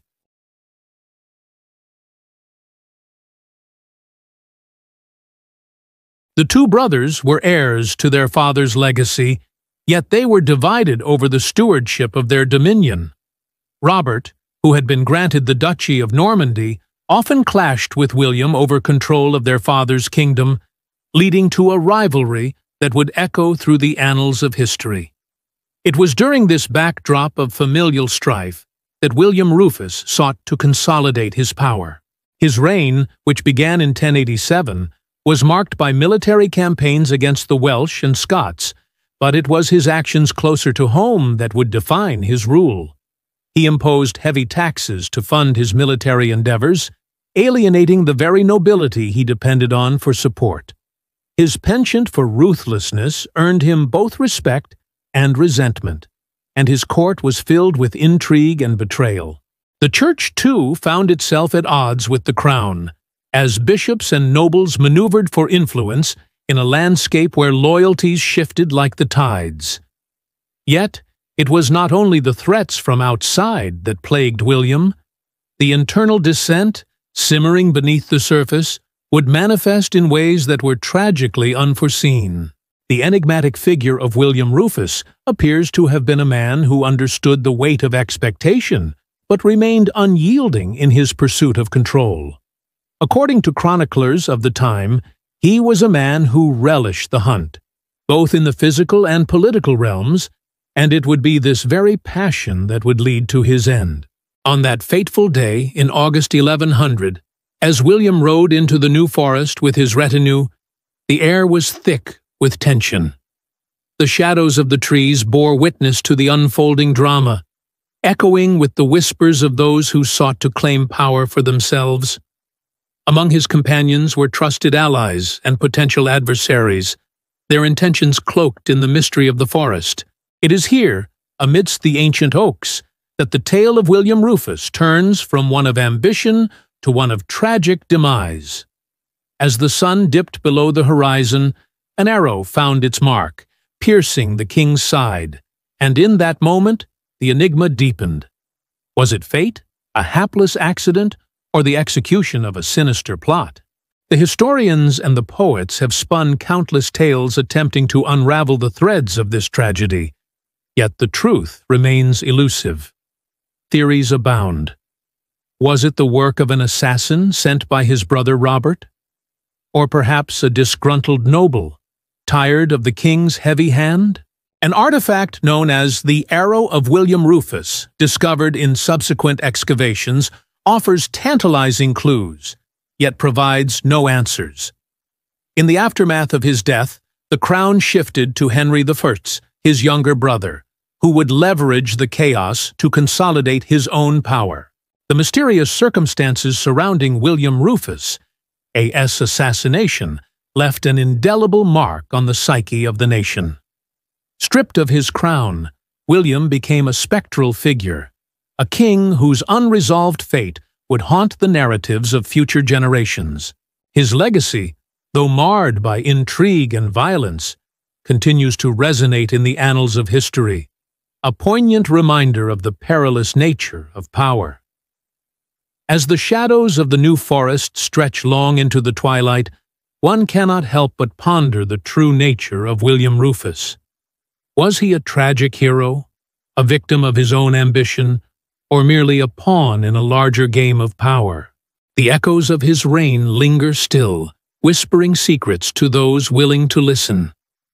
The life and death of William Rufus remain an unsolved enigma, a riddle wrapped in the rich tapestry of England's past, forever inviting inquiry and exploration.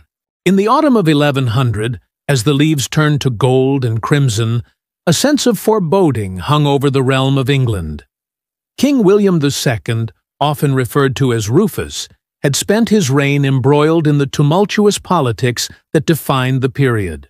His rule was marked by a volatile mix of ambition and conflict, particularly with the fierce nations that bordered his kingdom: Scotland to the north and Wales to the west.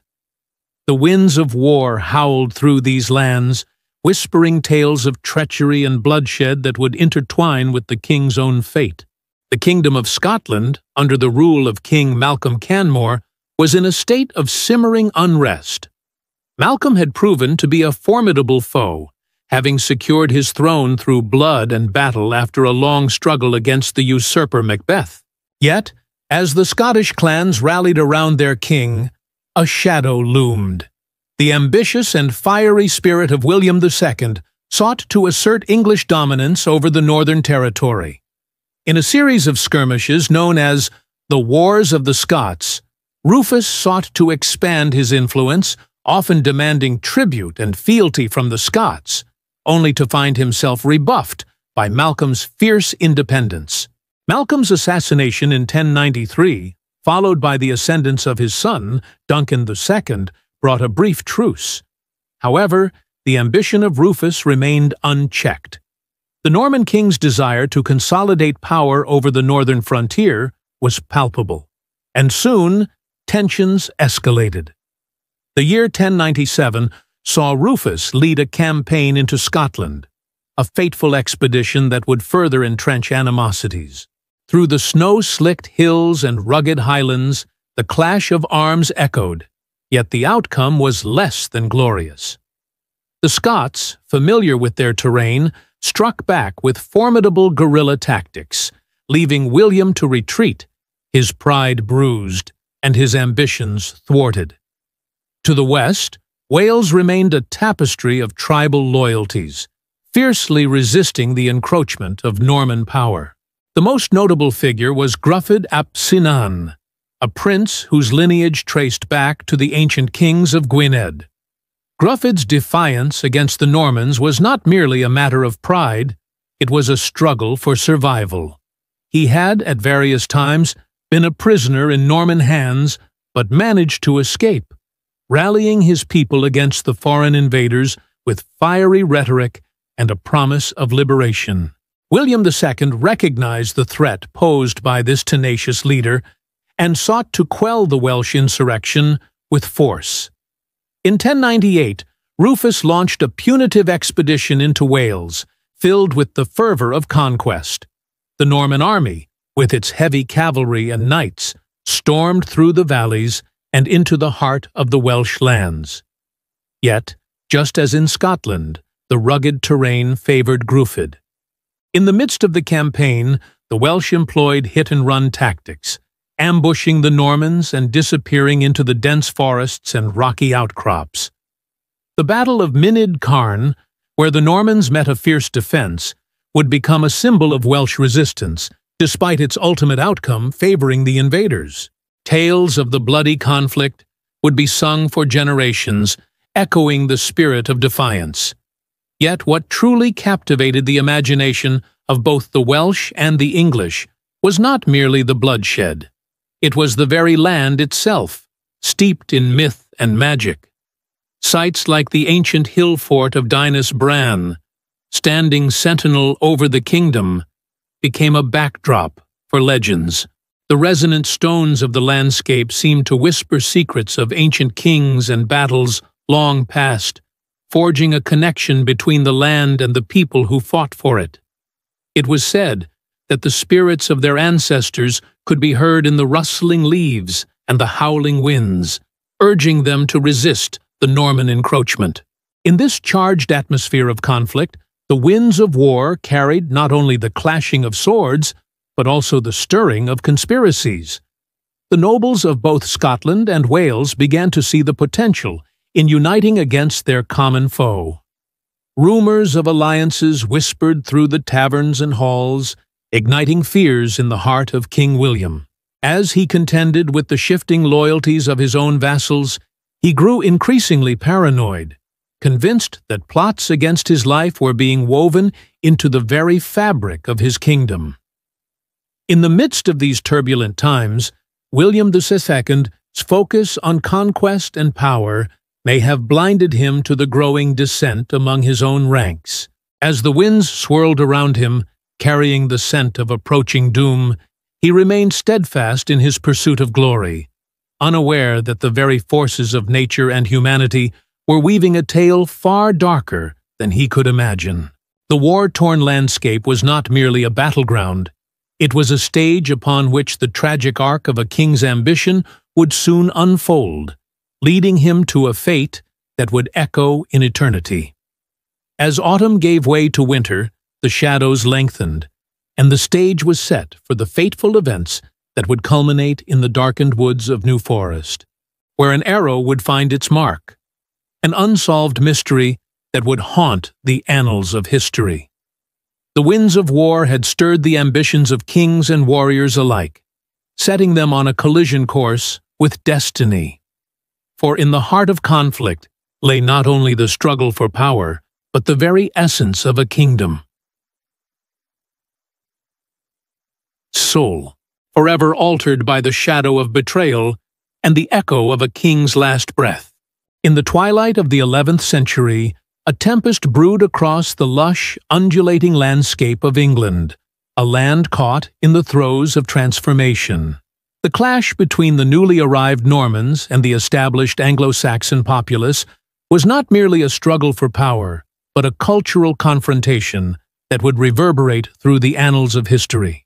At the center of this storm stood William II, known to many as Rufus, a monarch whose reign was marked by the fierce tensions of a divided kingdom. The Normans, with their distinct customs, language, and feudal ideals, had swept into England like a herald of change, their triumph at the Battle of Hastings in 1066, sealing a fate that would alter the very fabric of English society. The Anglo-Saxons, proud of their heritage and legacy, found themselves overshadowed by the newcomers, who brought with them an air of aristocratic superiority. It was a cultural clash that was inevitable, a collision of worlds that would set the stage for conflict, suspicion, and ultimately, tragedy. In the years following the conquest, the Normans solidified their dominance, infusing the political landscape with a tapestry of new traditions. Castles arose, stone fortresses that replaced the wooden structures of the Anglo-Saxon era. The White Tower of the Tower of London, a monument to William the Conqueror's ambition, stood as a stark reminder of Norman strength, a symbol that both intimidated and inspired awe. Yet, the very act of building such fortifications was seen by many Anglo-Saxons as a violation of their homeland, a palpable shift in power dynamics that stoked the fires of resentment. The language barrier was another formidable wall between the two cultures. The Normans spoke a dialect derived from Latin, a language of the court and the clergy, while the Anglo-Saxon subjects clung to their Germanic roots, communicating in Old English. This linguistic divide fostered misunderstandings and, at times, deep-seated contempt. The Norman lords, with their elegant manners and sophisticated customs, appeared aloof to the rugged Anglo-Saxon yeomen and their kin. This cultural schism not only manifested in language, but also in law, governance, and social structures, creating a rift that would be hard to mend. As William II ascended the throne following his father's death, the question of identity loomed large. Who would he be? A king of the Normans, ruling over the Anglo-Saxons, or a unifier of both factions? His reign was peppered with decisions that reflected his precarious position. He sought to reinforce Norman authority while attempting to navigate the turbulent waters of Anglo-Saxon loyalty. His audacious tax reforms, often viewed as extortionate by the Anglo-Saxon populace, were a clear declaration of power, a way to consolidate his rule by filling the coffers of a kingdom that had grown discontented. Amidst this intricate dance of dominance, the cultural clash found its most vivid expressions in the arts and religion. The Normans were patrons of monumental architecture, introducing the Romanesque style characterized by rounded arches and sturdy structures, while the Anglo-Saxons held a rich tradition of storytelling and craftsmanship. The illuminated manuscripts produced by Anglo-Saxon scribes brimmed with intricate designs and vibrant colors, stories of heroes and saints, a testament to a culture that valued oral tradition and communal identity. Yet, it was the Church that became a site of both unity and division. Following the conquest, the Normans installed bishops and abbots who aligned with their interests, effectively reshaping the ecclesiastical landscape. The construction of cathedrals, like that of Canterbury, signified a shift not just in architecture, but in spiritual allegiance. The Anglo-Saxon faith, rooted in local customs and pagan traditions, found itself intertwined with the Norman vision of Christendom, creating a fertile ground for conflict. The chants of Latin echoed through stone halls, drowning out the vernacular hymnals of the Anglo-Saxon congregation, further alienating those who felt their spiritual heritage was being eclipsed. As the years passed, the tensions simmered, boiling over into acts of rebellion and defiance. The Anglo-Saxon nobility, stripped of their lands and titles, watched as their way of life was eroded by the Norman tide. The peasantry, caught between the two worlds, became pawns in a game of power, their loyalties shifting like the winds of change. The tragic irony was that both sides, despite their differences, were bound by a shared heritage, a land rich in history, folklore, and a collective identity that had survived centuries. In the shadow of William II's reign, the cultural clash between the Normans and Anglo-Saxons painted a vivid tableau of strife, resilience, and adaptation. As the king navigated the treacherous waters of his divided kingdom, he unknowingly set the stage for a legacy that would transcend his own life. A legacy that would see the melding of these two cultures into the rich tapestry of English identity. The unsolved mysteries surrounding his abrupt demise would only deepen the enigma of a king caught between two worlds, a monarch whose death would echo through time, a poignant reminder of the delicate balance of power and culture. In the heart of the New Forest, where the thick canopies of ancient oaks weave a tapestry of light and shadow, a tale unfolds that entwines nature with the fate of a king. The year was 1100, and beneath the sprawling limbs of the trees that had stood for centuries, the air pulsed with whispers of prophecy and secrets. This sacred woodland was not merely a backdrop to a royal hunting expedition, it was a silent witness to the death of King William II, the enigmatic monarch known as William Rufus. As the sun dipped below the horizon on that fateful day, the forest transformed into a realm of otherworldly beauty.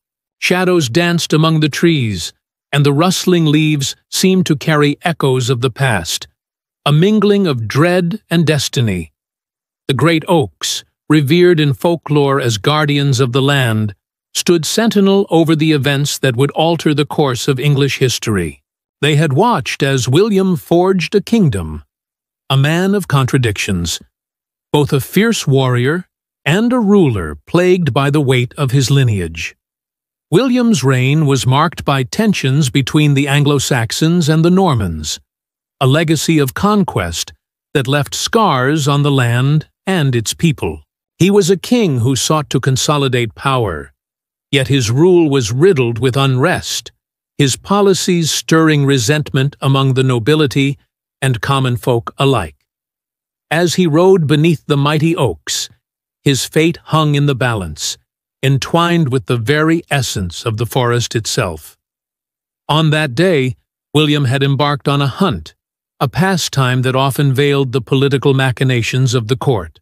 The king, accompanied by a retinue of nobles, traversed the emerald depths of the New Forest, where deer roamed freely and the scent of earth and pine mingled in the air. Little did he know that the very trees that shaded him would soon bear witness to his demise. As arrows flew and hounds barked, a single shaft loosed from a bow would find its mark, heralding a mysterious end to a reign riddled with enigma. In the aftermath of his death, tales emerged, woven into the fabric of oral tradition. The oak trees were said to hold the spirit of the slain king, whispering to those who would listen of betrayal and ambition. One of the most enduring legends spoke of a particular oak, the so-called crown oak, a gnarled tree rumored to be the site where William fell. Local folklore suggested that the tree was imbued with the king's essence, its roots entwined with his blood and spirit. It became a place of pilgrimage for the curious and the grieving, drawing seekers who wished to commune with the echoes of the past. Archaeological evidence lends credence to these legends. In the early 20th century, excavations around the New Forest unearthed artifacts that hinted at a once thriving area of ritual and homage. Items such as charred bones, remnants of ceremonial fires, and offerings placed at the base of ancient trees spoke of a community that revered the land and its stories. These findings suggest that the forest held more than mere trees. It was a sacred site, intertwined with the very identity of those who lived in its shadow. The oak trees, standing resolute through the ages, symbolize the deep connection between nature and the human experience. They served as important cultural markers for the Anglo-Saxon and Norman peoples, representing strength, endurance, and mystery. The ancient Druids, who predated William, believed that oaks were portals to the divine, connecting the earthly realm with the spiritual.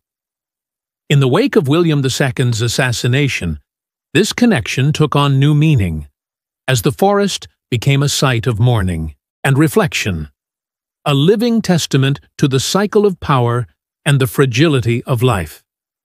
As the centuries unfurled, the New Forest continued to be steeped in stories, its oaks becoming integral to the legends surrounding William's death. The tale of the king who was struck down by a rogue arrow, accident or conspiracy, remained unsolved, a riddle wrapped in the bosom of nature. Historians and scholars, drawn to the site, pondered the implications of the forest's silence, its trees standing as both witnesses and participants in a drama that echoed through time. The oaks. Presence in this narrative serves as a reminder of the interconnectedness of humanity and the natural world. They bear silent witness to the rise and fall of kings, the shifting tides of power, and the relentless march of time. As we delve into the enigma of William II's assassination, let us not forget that nature itself is a storyteller, holding the secrets of the past within its embrace, waiting for those brave enough to seek the truth hidden in its shadows. The mystique of the oak trees lives on, urging us to listen closely, for within their whispers may lie the answers that elude us still. In the dim light of a flickering torch, shadows danced upon the ancient stone walls of Westminster Abbey, where history whispered its secrets to those willing to listen. The tragic and untimely death of King William II of England, known also as William Rufus, had left a palpable void in the hearts of his subjects and a riddle in the annals of history. The year was 1100, and the circumstances surrounding his assassination were veiled in intrigue, prompting a multitude of theories and a cast of suspects that have enthralled historians for centuries. As the sun dipped below the horizon on that fateful night in the New Forest, rumors swirled like autumn leaves caught in a tempest. William, a leader of formidable prowess, was not without his enemies.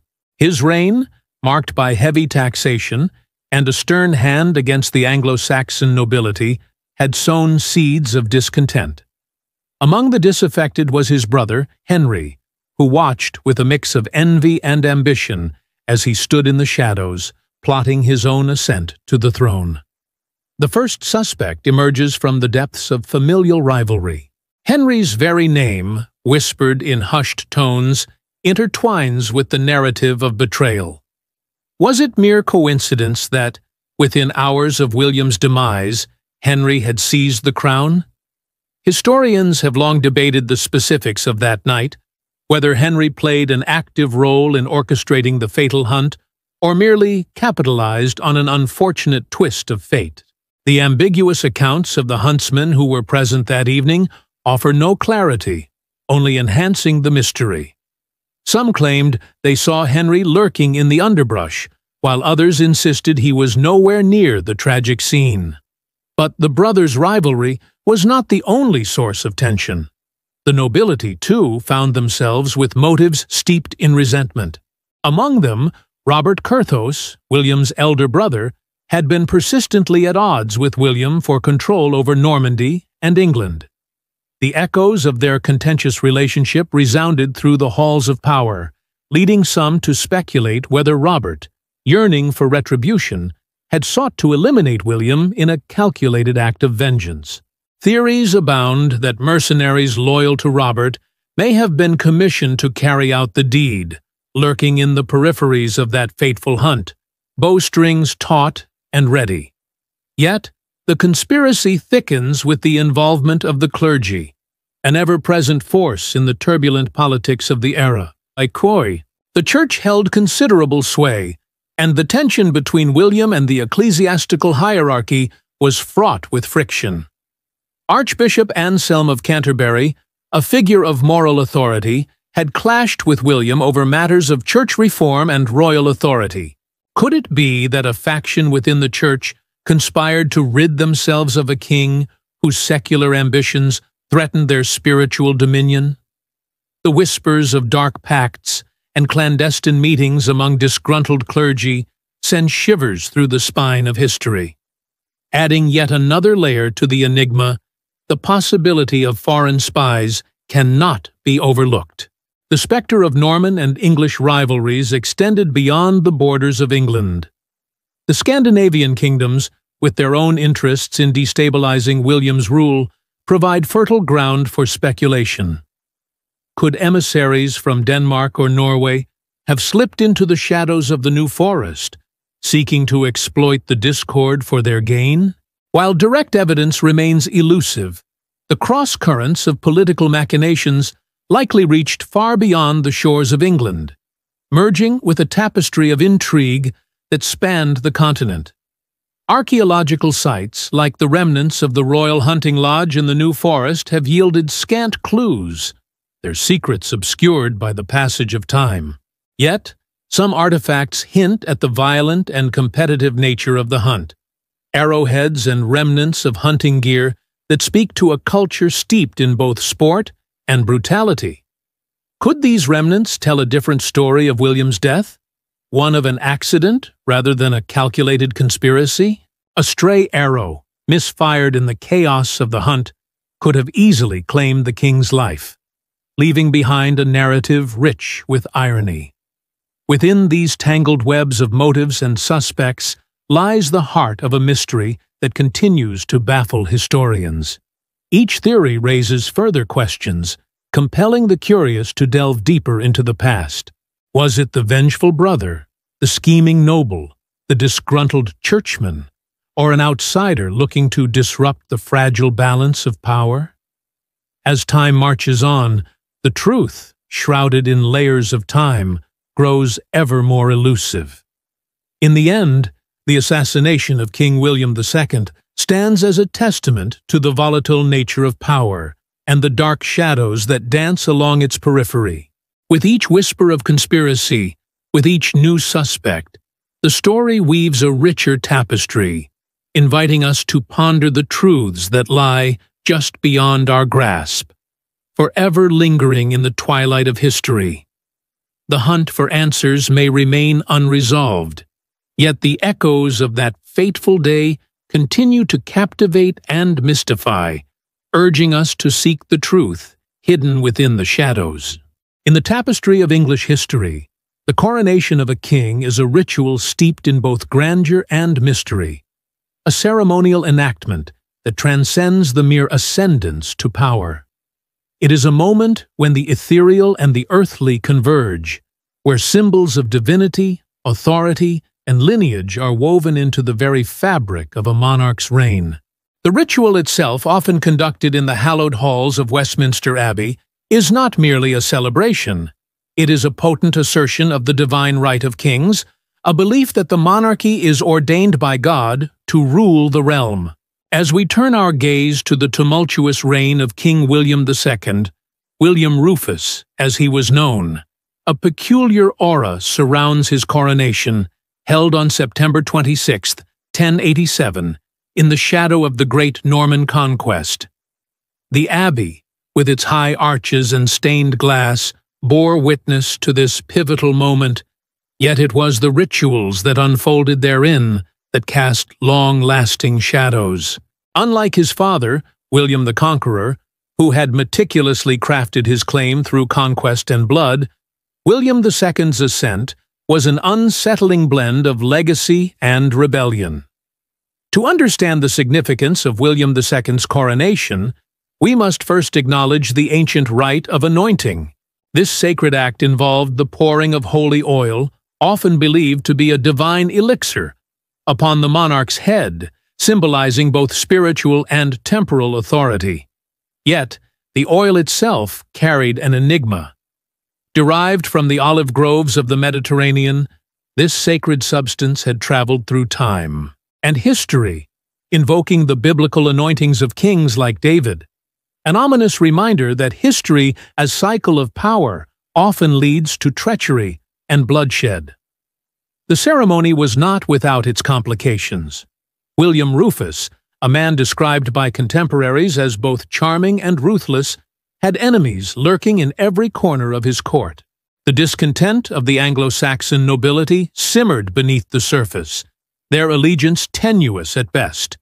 The tension was palpable as the Archbishop of Canterbury, Lanfranc, raised the holy oil over the young king's brow. The anointing decreed him not just a ruler, but God's chosen vessel, a declaration that would invoke both loyalty and enmity. Archaeological evidence from this period reveals that certain rituals were performed in sacred groves and ancient sites, where the very earth seemed to hum with the energy of past kings and their divine right to rule. The remnants of these places, such as the stone circle at Avebury, resonate with ancient rites where the sacred and the profane entwined. It was believed that the king's authority was not merely granted through the ceremony, but was strengthened by the whispers of the land itself, echoing the desires of the people and the will of the gods. As William II donned the crown, a symbolic act of the weight of kingship, the air crackled with the tension of history itself. The crown, crafted from gold and adorned with precious gemstones, was not just a physical adornment, but a talisman imbued with the hopes and fears of a nation. It represented the dichotomy of power, the ability to protect the realm, and the ever-looming threat of rebellion. The choice of stone within the crown, particularly the famous St. Edward's sapphire, had been a focal point of intrigue, its origins steeped in myth. Some claimed it to be a gift from the East, a fragment of the divine, while others whispered that it was a jinx, a reminder that tyranny often leads to its own undoing. But who truly held the power in this newly anointed king? The coronation, while a public spectacle, also concealed the whispered machinations of the court. The nobles, those who had fought beside William II's father, watched intently, their faces a mask of feigned loyalty. Among them were figures like Odo, the Bishop of Bayeux, whose ambitions loomed large, and Robert Curthose, the elder brother of William, whose claim to the throne had been overshadowed by their father's choice. The existence of rival claims within the royal family suggested that beneath the grand ceremony lay a cauldron of ambition and treachery, simmering with the potential for chaos. In the days following the coronation, the echoes of that fateful day resonated through the realm. William II's court, now filled with the trappings of power, was also a theater of shadows. Conspiracies took root as alliances formed and fractured, and the promise of power bred treachery. Each nobleman, each advisor, eyed the newly crowned king with a mix of reverence and suspicion, setting the stage for a reign marked by discord and intrigue. Thus, the coronation of King William II stands not merely as a ceremonial milestone, but as a pivotal moment in the annals of English history, shrouded in mystery and enigma. The rituals of power, performed before the gaze of God and man, laid the groundwork for a reign that would be rife with challenges and, ultimately, tragedy. The very fabric of the kingdom was woven anew, yet the threads of loyalty and betrayal were tightly interlaced, hinting at the dark fate that awaited the young king. As the echoes of the past continued to shape the present, the question lingered. Could any ritual truly sanctify a reign built on the shifting sands of ambition? In the heart of the medieval world, where power was often dictated by swords and alliances, the role of women in governance was as complex as the intricate tapestries that adorned the walls of great halls. While the annals of history often elevate the deeds of kings and knights, the influence of women, both noble and common, woven through the fabric of political intrigue, is a tale worth telling, especially in the aftermath of King William II's enigmatic assassination. To fully appreciate the impact of women during this tumultuous time, one must conjure the spirit of the formidable figures who navigated the treacherous waters of power. Among them was Matilda of Flanders, wife of William the Conqueror and mother to William II. Though she faded into history, her legacy endured, establishing a dynasty where women wielded influence, often from the shadows. Matilda's role was not merely one of consort. She was a political strategist, an architect of alliances through the marriages of her children, and a stabilizing force in a kingdom rife with conflict. As the darkness enveloped William II's reign, whispers of discontent and rivalry echoed through the corridors of power. But it was not solely men who maneuvered for supremacy. In the wake of her husband's death, Queen Matilda's daughter, Adela of Blois, emerged as a significant figure.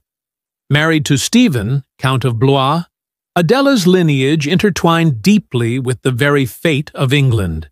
It was she who would later play a pivotal role in the succession crisis that engulfed the realm, a time when the deaths of male heirs left a vacuum that women were all too often expected to fill, albeit quietly.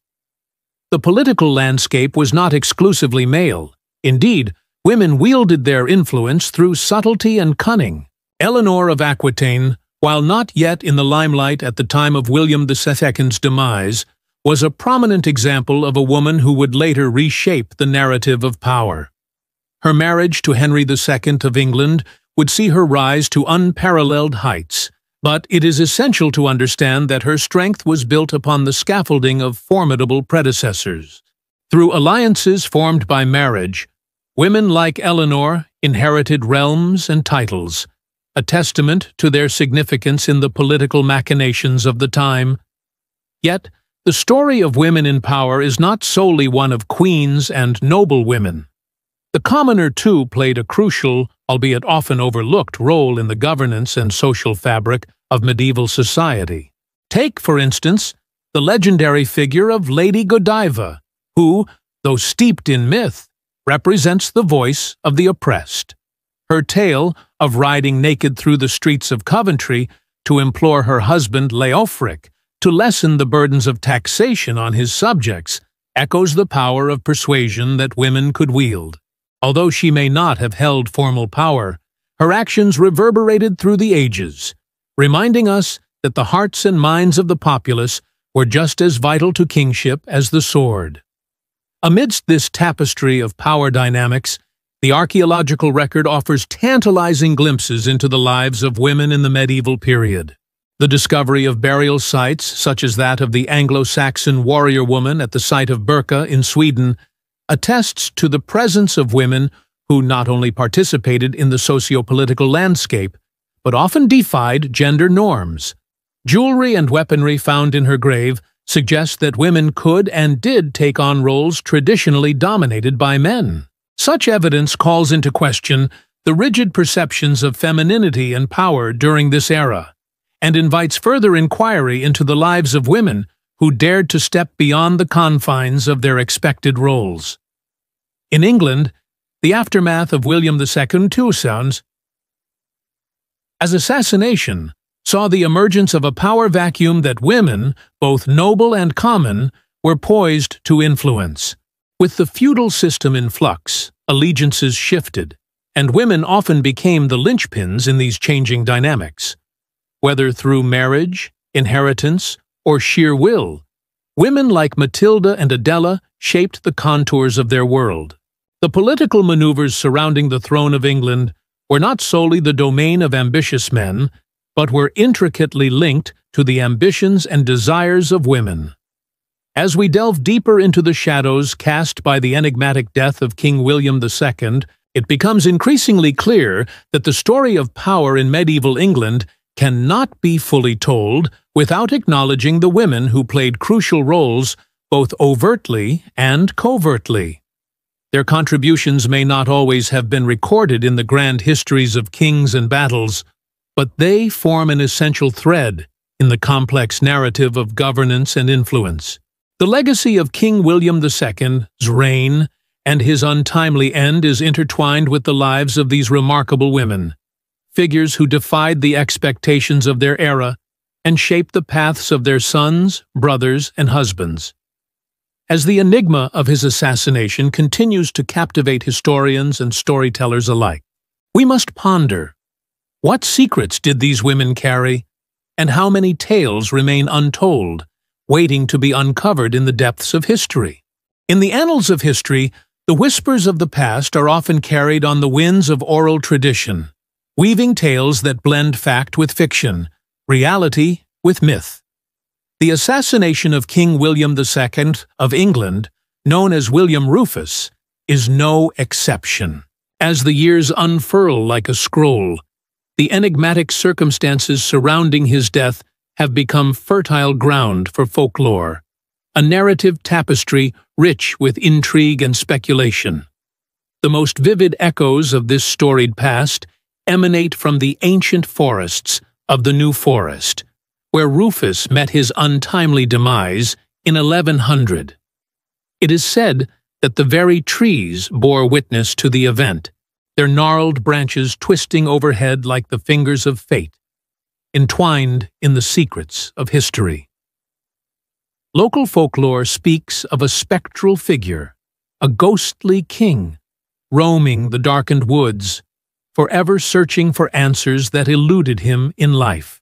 The tales are varied.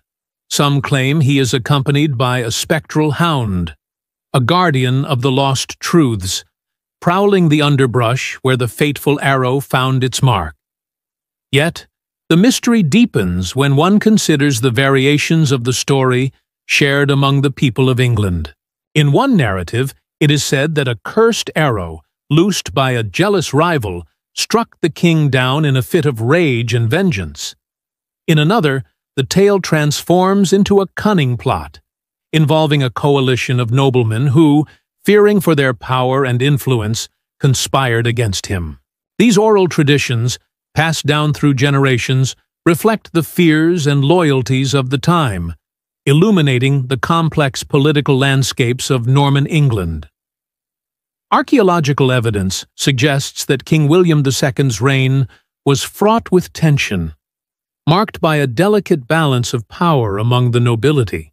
The discovery of artifacts at sites like the medieval village of Wilton, an important center of Norman culture, hints at the discontent simmering beneath the surface. Among these finds are remnants of feasts and gatherings that took place in the shadow of the royal court, where conspiracies might have been hatched over cups of mead and whispered behind closed doors. In this setting, the seeds of legend took root, nourished by the very soil that once supported the ambitions of men. As the tale of William's assassination evolved, it became enshrined in the collective memory of the people, each retelling adding layers of complexity and drama.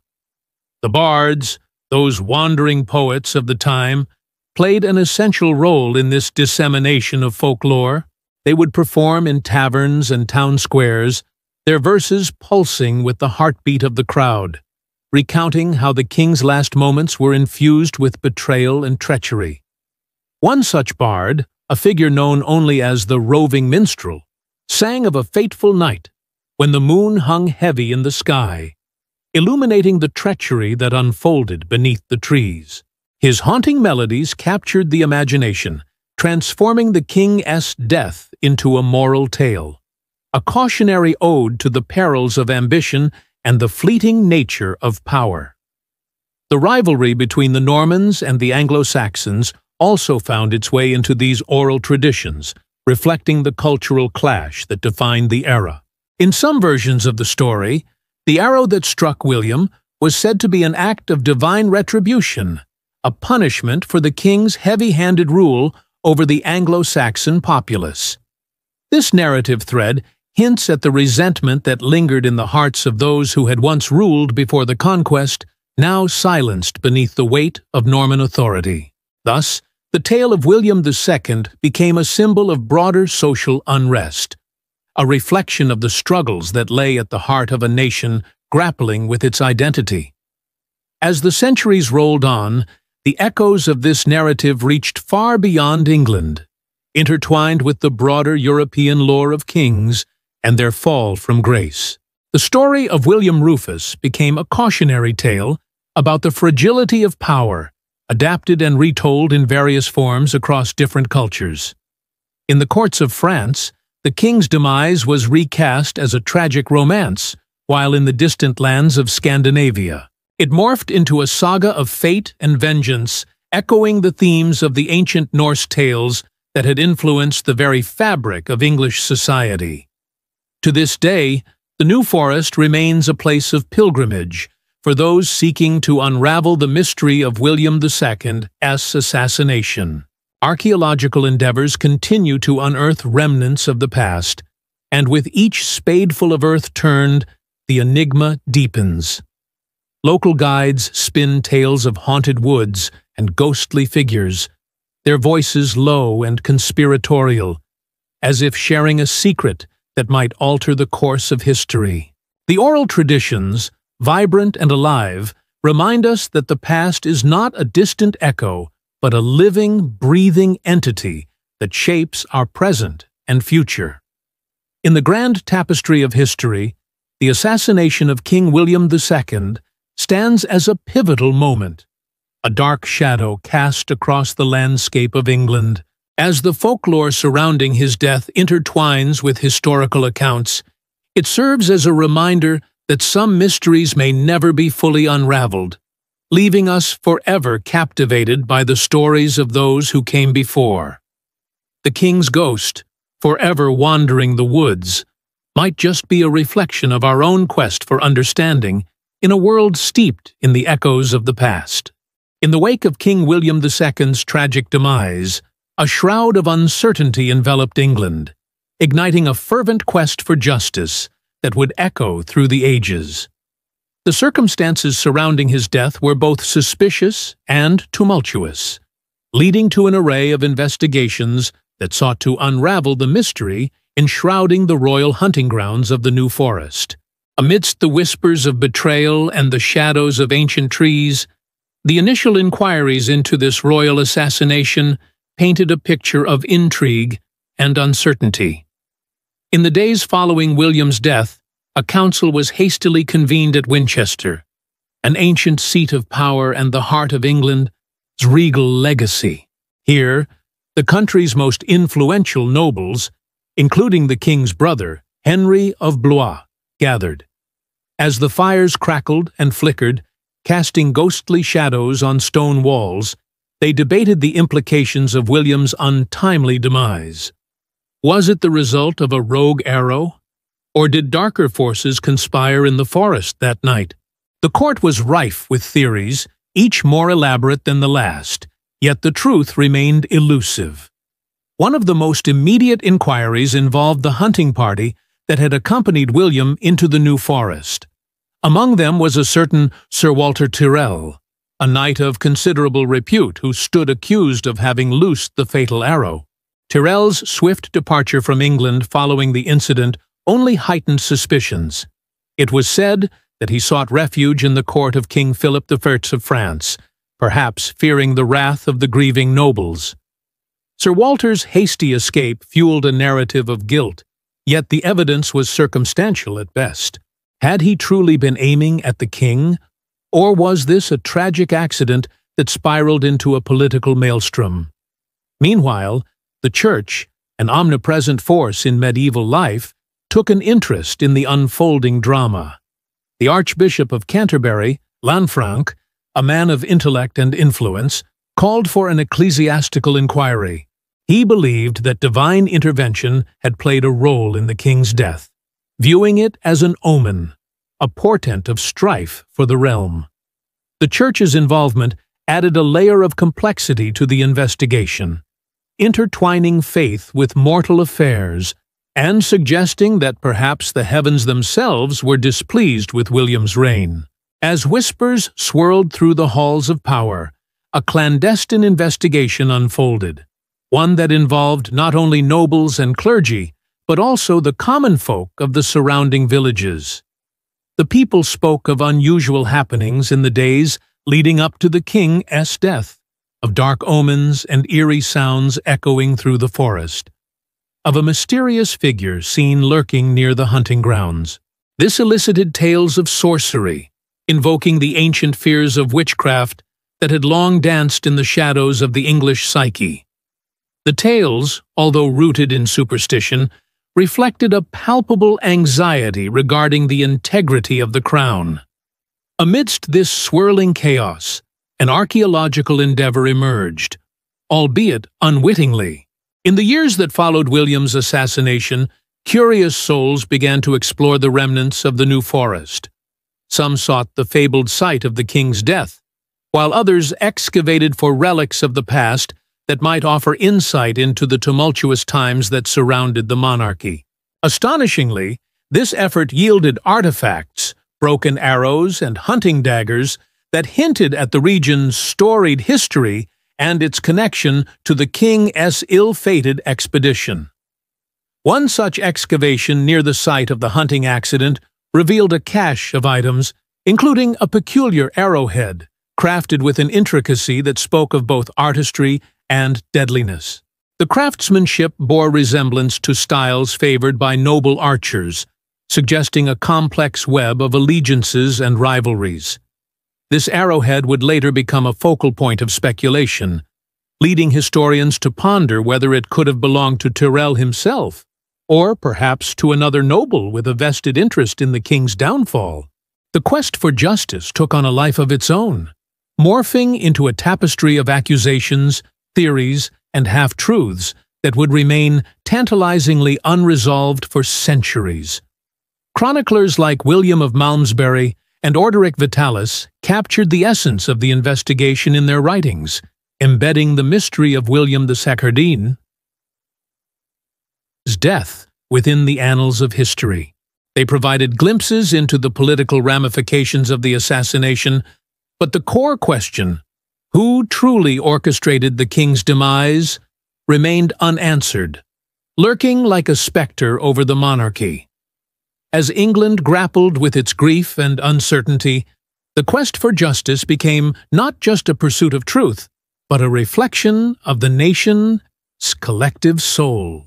It was a search for understanding in the face of betrayal, a desperate plea to make sense of a world rife with treachery.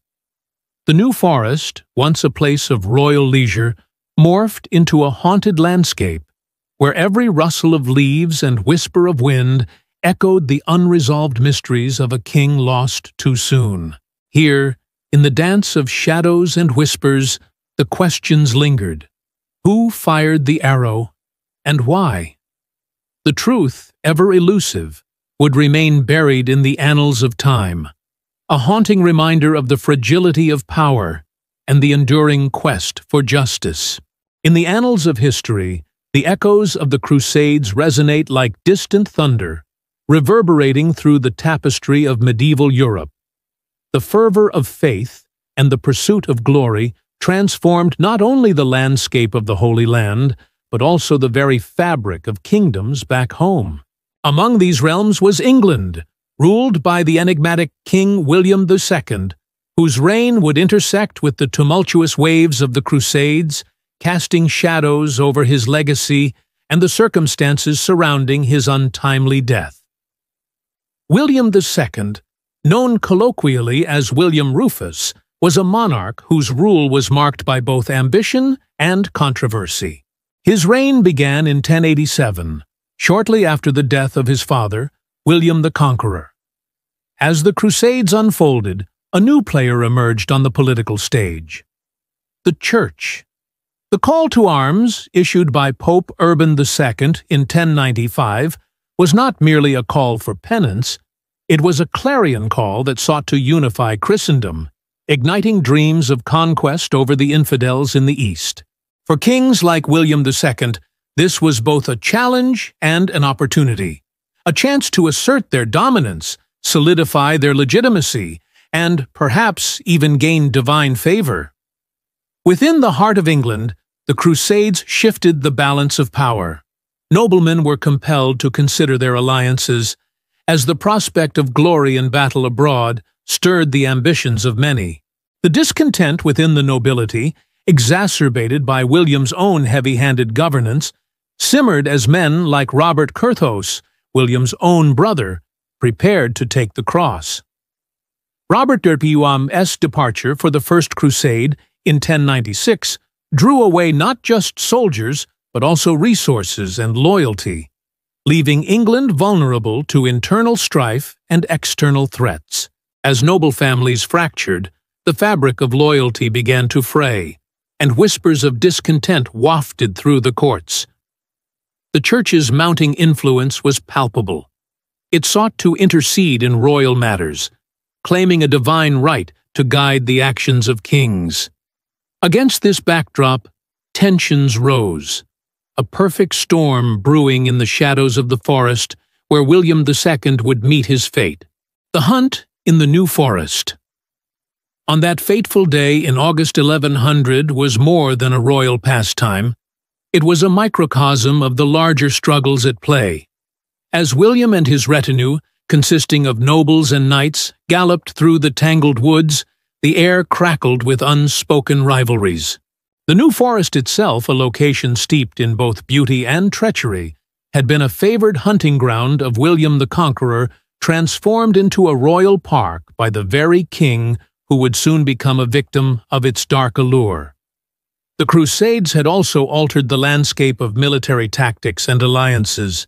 As Crusaders returned home, they brought not only tales of valor, but innovations in warfare and a new understanding of the world beyond England's shores. The introduction of Eastern weaponry and the mingling of cultures reshaped the nobility's expectations of kingship. William II found himself in a precarious position, balancing the expectations of a war-weary, restless nobility with the mounting pressure from the Church to embrace the spirit of the Crusades. The growing influence of the Church was not without its complications. The papacy, emboldened by the fervor of the Crusades, increasingly sought to dictate terms to secular rulers. William II's relationship with ecclesiastical authorities had been fraught. He was known for his contentious dealings with Archbishop Anselm of Canterbury, a figure who had returned from exile with renewed zeal to reform the Church. The clash of wills between the Crown and the Church added a layer of complexity to William's already precarious rule, creating an atmosphere ripe for conspiracy and betrayal. On that fateful day in the New Forest, as the sun dipped behind the trees, the line between hunter and hunted blurred. An arrow, launched from the shadows, struck with deadly precision, a symbol of the shifting allegiances and unspoken enmities that had festered in the background. Was it a mere accident, the result of a careless shot from a loyal huntsman?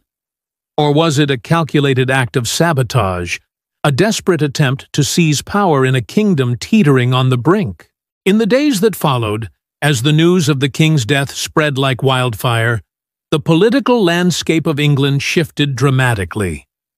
The void left by William II's assassination would be filled by his younger brother, Henry, who would align himself closely with the Church and the nobility, seeking to stabilize a kingdom in turmoil. The Crusades had not only unleashed the ambitions of the nobility, but had also created a fertile ground for the seeds of discord to take root. As the dust settled, William II became a figure of intrigue, a spectral presence woven into the fabric of England's tumultuous history. His death, enshrouded in mystery, marked the beginning of a new chapter, a legacy shaped by the Crusades that would echo through the ages, a reminder of the volatile interplay between faith, ambition, and power in a world forever changed by the quest for holy conquest. In the shadowed recesses of 11th century England, where the thick canopies of ancient oaks whispered secrets to the wind, the stage was set for a drama of politics that would echo through the ages. The death of King William II, known as Rufus, cast a pall over the realm, leaving the landscape rife with uncertainty and the nobility at a crossroads. As the king lay lifeless, the divisions among the aristocracy deepened, revealing a tapestry woven with ambition, resentment, and fragile alliances. William II, the second son of the formidable William the Conqueror, had ruled a kingdom marked by tensions between the Norman elite and the native Anglo-Saxon populace. His reign was punctuated by a peremptory style that bred dissent among his subjects and nobles alike. The seeds of discontent had been sown, and the fateful night of his assassination on August 2nd, 1100, only served to rupture the already fraying bonds of loyalty among the aristocracy. The nobility of England was a mosaic of powerful families, each jostling for control in the tumultuous political landscape. Among them, the de Bohun family, staunch supporters of the crown, were embroiled in their own feuds with the rebellious Fitz-Osberts. This rivalry was not merely a clash of personalities, but a reflection of the larger struggle for power in a kingdom that thrummed with the tensions of feudal obligations and personal ambitions. The feudal system, with its intricate web of loyalties, was both a unifying force and a source of strife. Nobles were bound to serve their lords in exchange for land and protection, yet many saw the king's power as overreaching. Such was the case with Robert Curthose, William II's elder brother, who had long harbored ambitions of his own. Upon Rufus's unforeseen death, the stage was set for Robert's arrival from Normandy, igniting a power struggle that would envelop the nation in turmoil. As the news of the king's death spread through the halls of power, it reached the ears of the aristocracy with the weight of a leaden stone. Within days, Robert Curthose claimed the throne for himself, a move met with mixed reactions from the nobles. Some, like the formidable Roger de Montgomery, rallied to his side, seeing the opportunity to reclaim a semblance of stability. Others, however, remained wary of a king who had once preferred the hunting grounds of the New Forest over the welfare of his subjects. The New Forest, where Rufus had met his tragic end, became a symbol of both glory and treachery. Archaeological excavations in the area have unearthed remnants of medieval hunting lodges and evidence of royal pastimes, yet beneath the soil lies an unresolved mystery, the very arrow that pierced the heart of the king. Was it truly an unfortunate accident, or had it been guided by a hand more sinister? Such questions painted the landscape with suspicion, enveloping the aristocracy in a shroud of intrigue. The nobles were not merely passive players in this drama, they were active participants, each maneuvering for advantage. The role of the nobility was thus dual. They were both guardians of the king's authority and potential usurpers. It is said that after Rufus's assassination, the ambitious Henry, William II's younger brother, seized the moment, quickly positioning himself as a candidate for the crown. His alliance with influential families, such as the powerful Earls of Chester and Shrewsbury, was pivotal.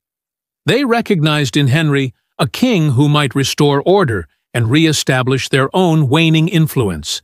Yet, ambition was a dangerous game, and the loyalty of the nobles was as fickle as the autumn leaves. As Henry ascended to the throne, the precarious balance of power teetered on the brink. The once cohesive Norman faction began to splinter, with rivalries rekindling, old grudges reigniting, and alliances forged in the fires of ambition forging new paths of conflict. The assassination of William II laid bare the vulnerabilities of the crown, revealing how the very architecture of power was built on shifting sands. The tapestry of noble alliances and feuds was further complicated by regional loyalties. In the north, the powerful House of Godwin was still reeling from past betrayals, while in the west, the Marcher lords eyed the borderlands with a mix of resentment and ambition. Archaeological evidence from this period highlights the shifting allegiances among the nobility, with the discovery of inscribed stones and remnants of feudal castles throughout England. These structures were not merely fortifications, but symbols of power that reflected the ambitions and betrayals of their owners. They stand as silent witnesses to the machinations of aristocrats whose hearts beat not for loyalty, but for the relentless pursuit of power.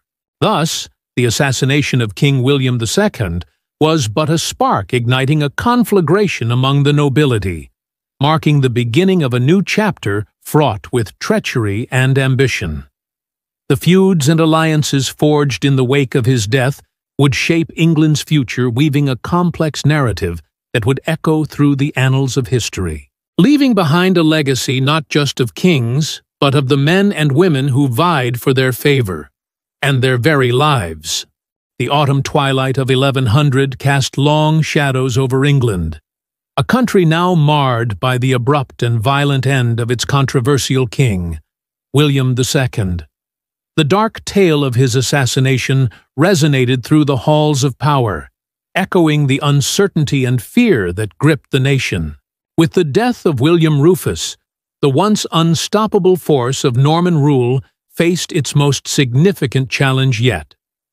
The specter of instability loomed, threatening to rend the kingdom asunder. The immediate aftermath of the king's demise was chaotic. News of the tragedy spread like wildfire, igniting a conflagration of rumors and speculation. Whispers rose from the murky corners of taverns and royal courts alike, imbuing the air with intrigue. Was it murder, an accident, or perhaps the divine hand of retribution for his tyrannical reign? The absence of a definitive answer only stirred the pot of uncertainty, prompting a flurry of reactions from nobles, clergy, and commoners across the land. In London, the news reached the ears of the Archbishop of Canterbury, Anselm, who found himself ensnared in a web of political machinations. The Church, a significant power broker in England, faced an existential crisis as it straddled the chasm between loyalty to the crown and the moral imperative to seek justice for a slain king. Without a clear resolution, Anselm convened a synod, calling for prayers and a search for divine guidance.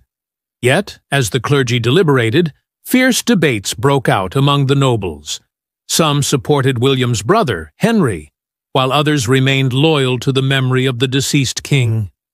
Henry, a man of ambition, seized the moment with cunning prowess. He hurried to Westminster, asserting his claim to the throne with the fervor of a man who had long been in the shadow of his brother. By dawn, he was crowned King Henry I, a move that only intensified the divisions within the realm. His ascension, however, was not a simple handover of power but a tempestuous affair, rife with challenges and dissent. The nobility, many of whom had suffered under William II's iron-fisted rule, were divided in their loyalties, and some openly questioned the legitimacy of Henry's reign.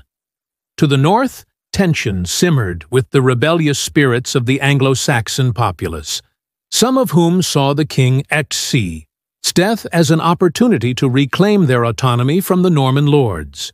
The common folk, who had borne the brunt of William's heavy taxation and military campaigns, began to gather, emboldened by whispered promises of a new order.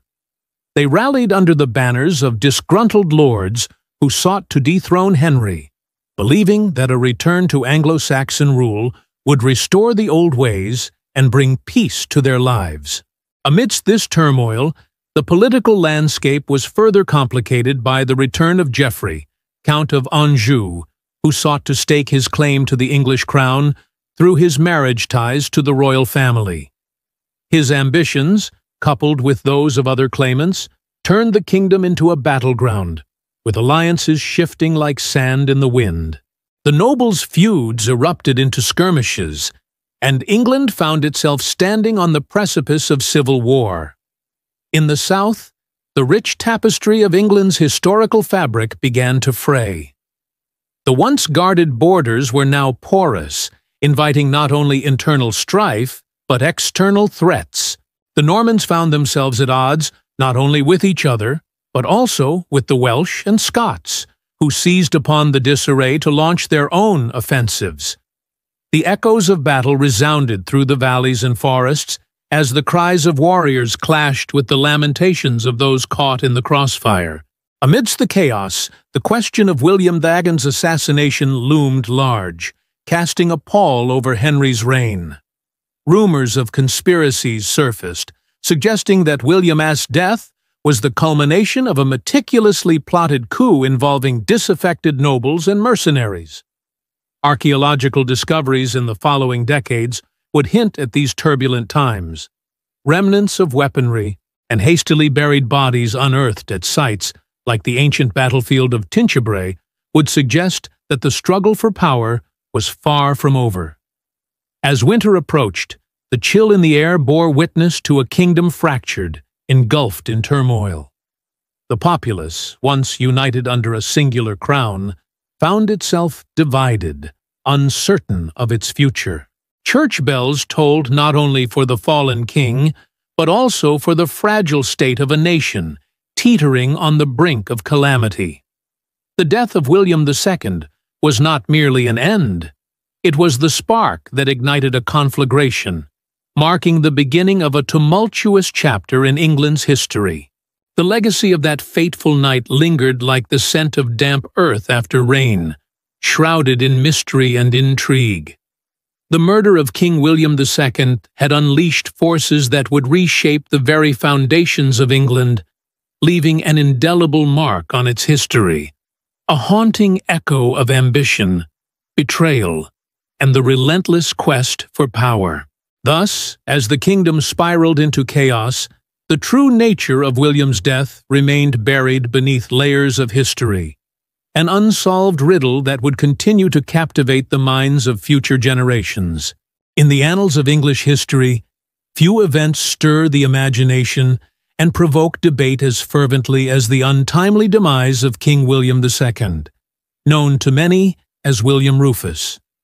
On that fateful day in August 1100, the king met his end amidst the haunting shadows of the New Forest, a place steeped in mystery and lore. Yet, the true circumstances surrounding his death remain shrouded in ambiguity, leading historians and enthusiasts alike down winding paths of intrigue, speculation, and conjecture. As the sun dipped beneath the horizon, casting long, eerie shadows over the forest, William embarked on a hunting expedition, a pursuit not uncommon for a man of his stature, yet emblematic of the turbulent times that beset Norman England.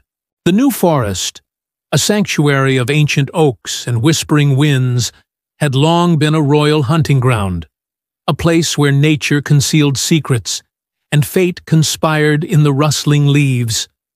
On this particular day, William's hunt would culminate in a singular act of violence that would echo through the ages. The arrow that struck William was a harbinger of discord. It was said to have been shot by the very hand of fate, or perhaps by an unseen enemy. The immediate aftermath was chaotic. Witnesses recounted the king's sudden collapse, the piercing cry that escaped his lips, and the frantic scramble of his companions. Among them was the loyal and enigmatic Walter Tyrrell, a knight of Norman descent. Tyrrell, who had been standing nearby, was accused of both negligence and malice, though the truth of his involvement remains as elusive as the mist that often cloaked the forest. Yet who truly benefited from William's death? The political landscape of England was fraught with tension and ambition. William Rufus had alienated many with his harsh rule, and the air was thick with conspiratorial whispers. His elder brother, Robert Curthose, and his younger sibling, Henry, were both potential claimants to the throne. With Robert embroiled in the chaos of his own Norman duchy, and Henry ever the opportunist, the question lingers. Was there a shadowy cabal orchestrating this assassination, or was it merely a tragic accident in a world rife with peril? The uncertainty surrounding the king's assassination gives rise to a multitude of theories and rumors. Some suggest that the arrow was intended for someone else, a rival perhaps, and William fell victim to a fortuitous misfire. Others posit that Tyrrell was a mere pawn in a grander scheme, one orchestrated by those who sought to capitalize on the chaos that would ensue. The very notion of an assassination, a deliberate act of treachery, fuels the fire of folklore and legend, transforming William Rufus from a monarch into a martyr of political ambition. Archaeological evidence has attempted to shed light on this enduring mystery. Excavations in the New Forest have unearthed artifacts that date back to the early 12th century, including remnants of hunting equipment and the remains of a royal hunting lodge. Each find tantalizes historians, offering glimpses into the life of the king and the milieu in which he operated. Yet, no concrete evidence has emerged to clarify the circumstances of his death, leaving only fragments of a larger narrative. The site of the alleged assassination has become a point of pilgrimage for those enchanted by the story. The New Forest, with its sprawling woodlands and serene glades, offers a canvas for reflection and speculation. The trees that have witnessed centuries of history seem to whisper secrets to those who wander among them, urging the curious to delve deeper into the enigma. Folklore has sprung up around the location, with tales of ghostly apparitions and the echo of a king's final breath lingering in the air. The church, too, played its part in shaping the aftermath of William's death. A mere 3 days later, he was buried in Winchester Cathedral, a location imbued with its own historical significance. The veneration of kings and their divine right to rule was a central tenet of medieval belief, and William's rapid interment served to silence dissenters who might have questioned the legitimacy of his reign. Yet, the swiftness with which the burial occurred only intensified the sense of mystery. Did those in power wish to conceal the truth? What truths lay buried with the king beneath the stones of Winchester? As we seek to unravel the threads of this enduring mystery, we are left with more questions than answers. What truly happened to William II in the heart of the New Forest? Was it the stroke of fate, the treachery of man, or the convergence of both that sealed the king's fate? The shadows of history loom large over this tale, and the answers elude us still. In the quiet moments of reflection, as the sun sets once more over the ancient oaks, one cannot help but feel the lingering presence of the king, still hunting for the truth of his own demise, a truth that may forever remain just beyond our grasp, entwined in the very fabric of the forest where he fell. The death of King William II, known to history as William Rufus, reverberated through the corridors of power in England and beyond, casting long shadows that shaped the future of the realm. His reign, marked by vigor and contention, ended abruptly in the depths of the New Forest on a fateful August day in 1100, leaving behind not only a king's legacy, but a tapestry of uncertainty that would weave itself into the very fabric of English history. In the aftermath of William's untimely demise, the kingdom found itself on a precipice. The monarchy, once a beacon of Norman strength and unity, now flickered like a candle in a tempest. With no clear heir, William's brother, Henry, hurriedly seizing the crown, questions of legitimacy arose, and the specter of civil unrest haunted the land. Historians have long debated whether the circumstances surrounding William's death were the result of an ill-fated hunting accident or a calculated assassination. This ambiguity has only deepened the impact of his death, inviting scholars, storytellers, and enthusiasts to re-examine the tumultuous period that followed.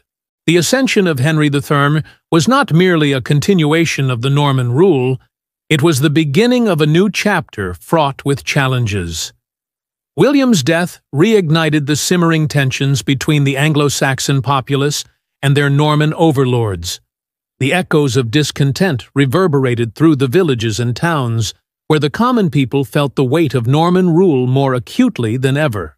Henry, keenly aware of the need for peace and stability, sought to bridge this divide through a series of reforms, notably enhancing local governance and easing tax burdens. Yet, the shadow of William II lingered, a reminder of a king whose reign was as contentious as it was impactful.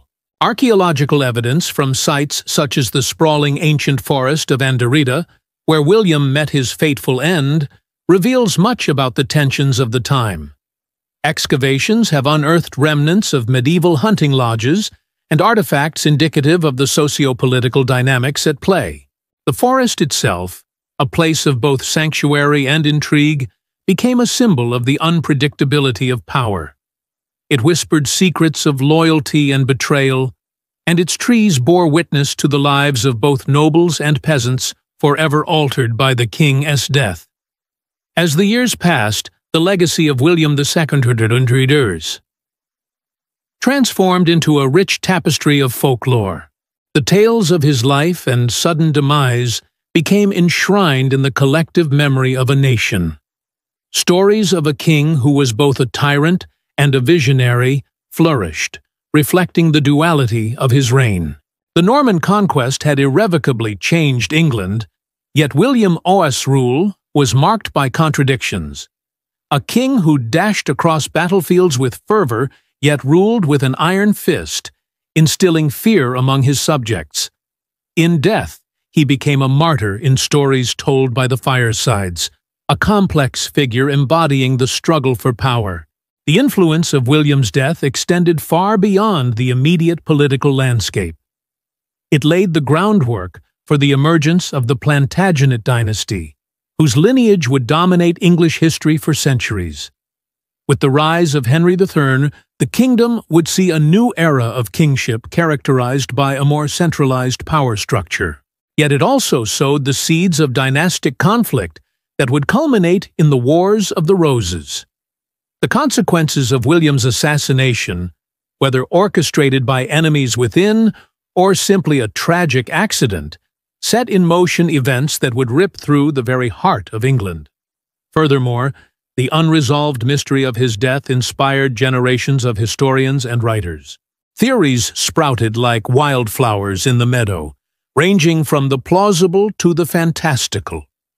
Was it a plot devised by the barons who resented his heavy hand?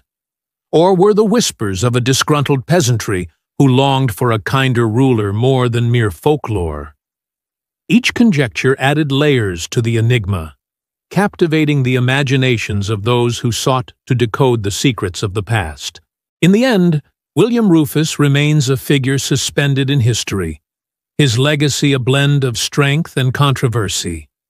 His death, like the rustle of leaves in the new forest, continues to echo in the annals of time, challenging the understanding of power, legitimacy, and the human condition. The questions left unanswered, the whys and the hows, remind us that history is not merely a recounting of events, but a quest for meaning in the shadows of uncertainty. Thus, King William II's assassination, shrouded in mystery, serves as a poignant reminder of the fragile nature of power, the complexity of legacy, and the enduring pursuit of truth that defines the human experience.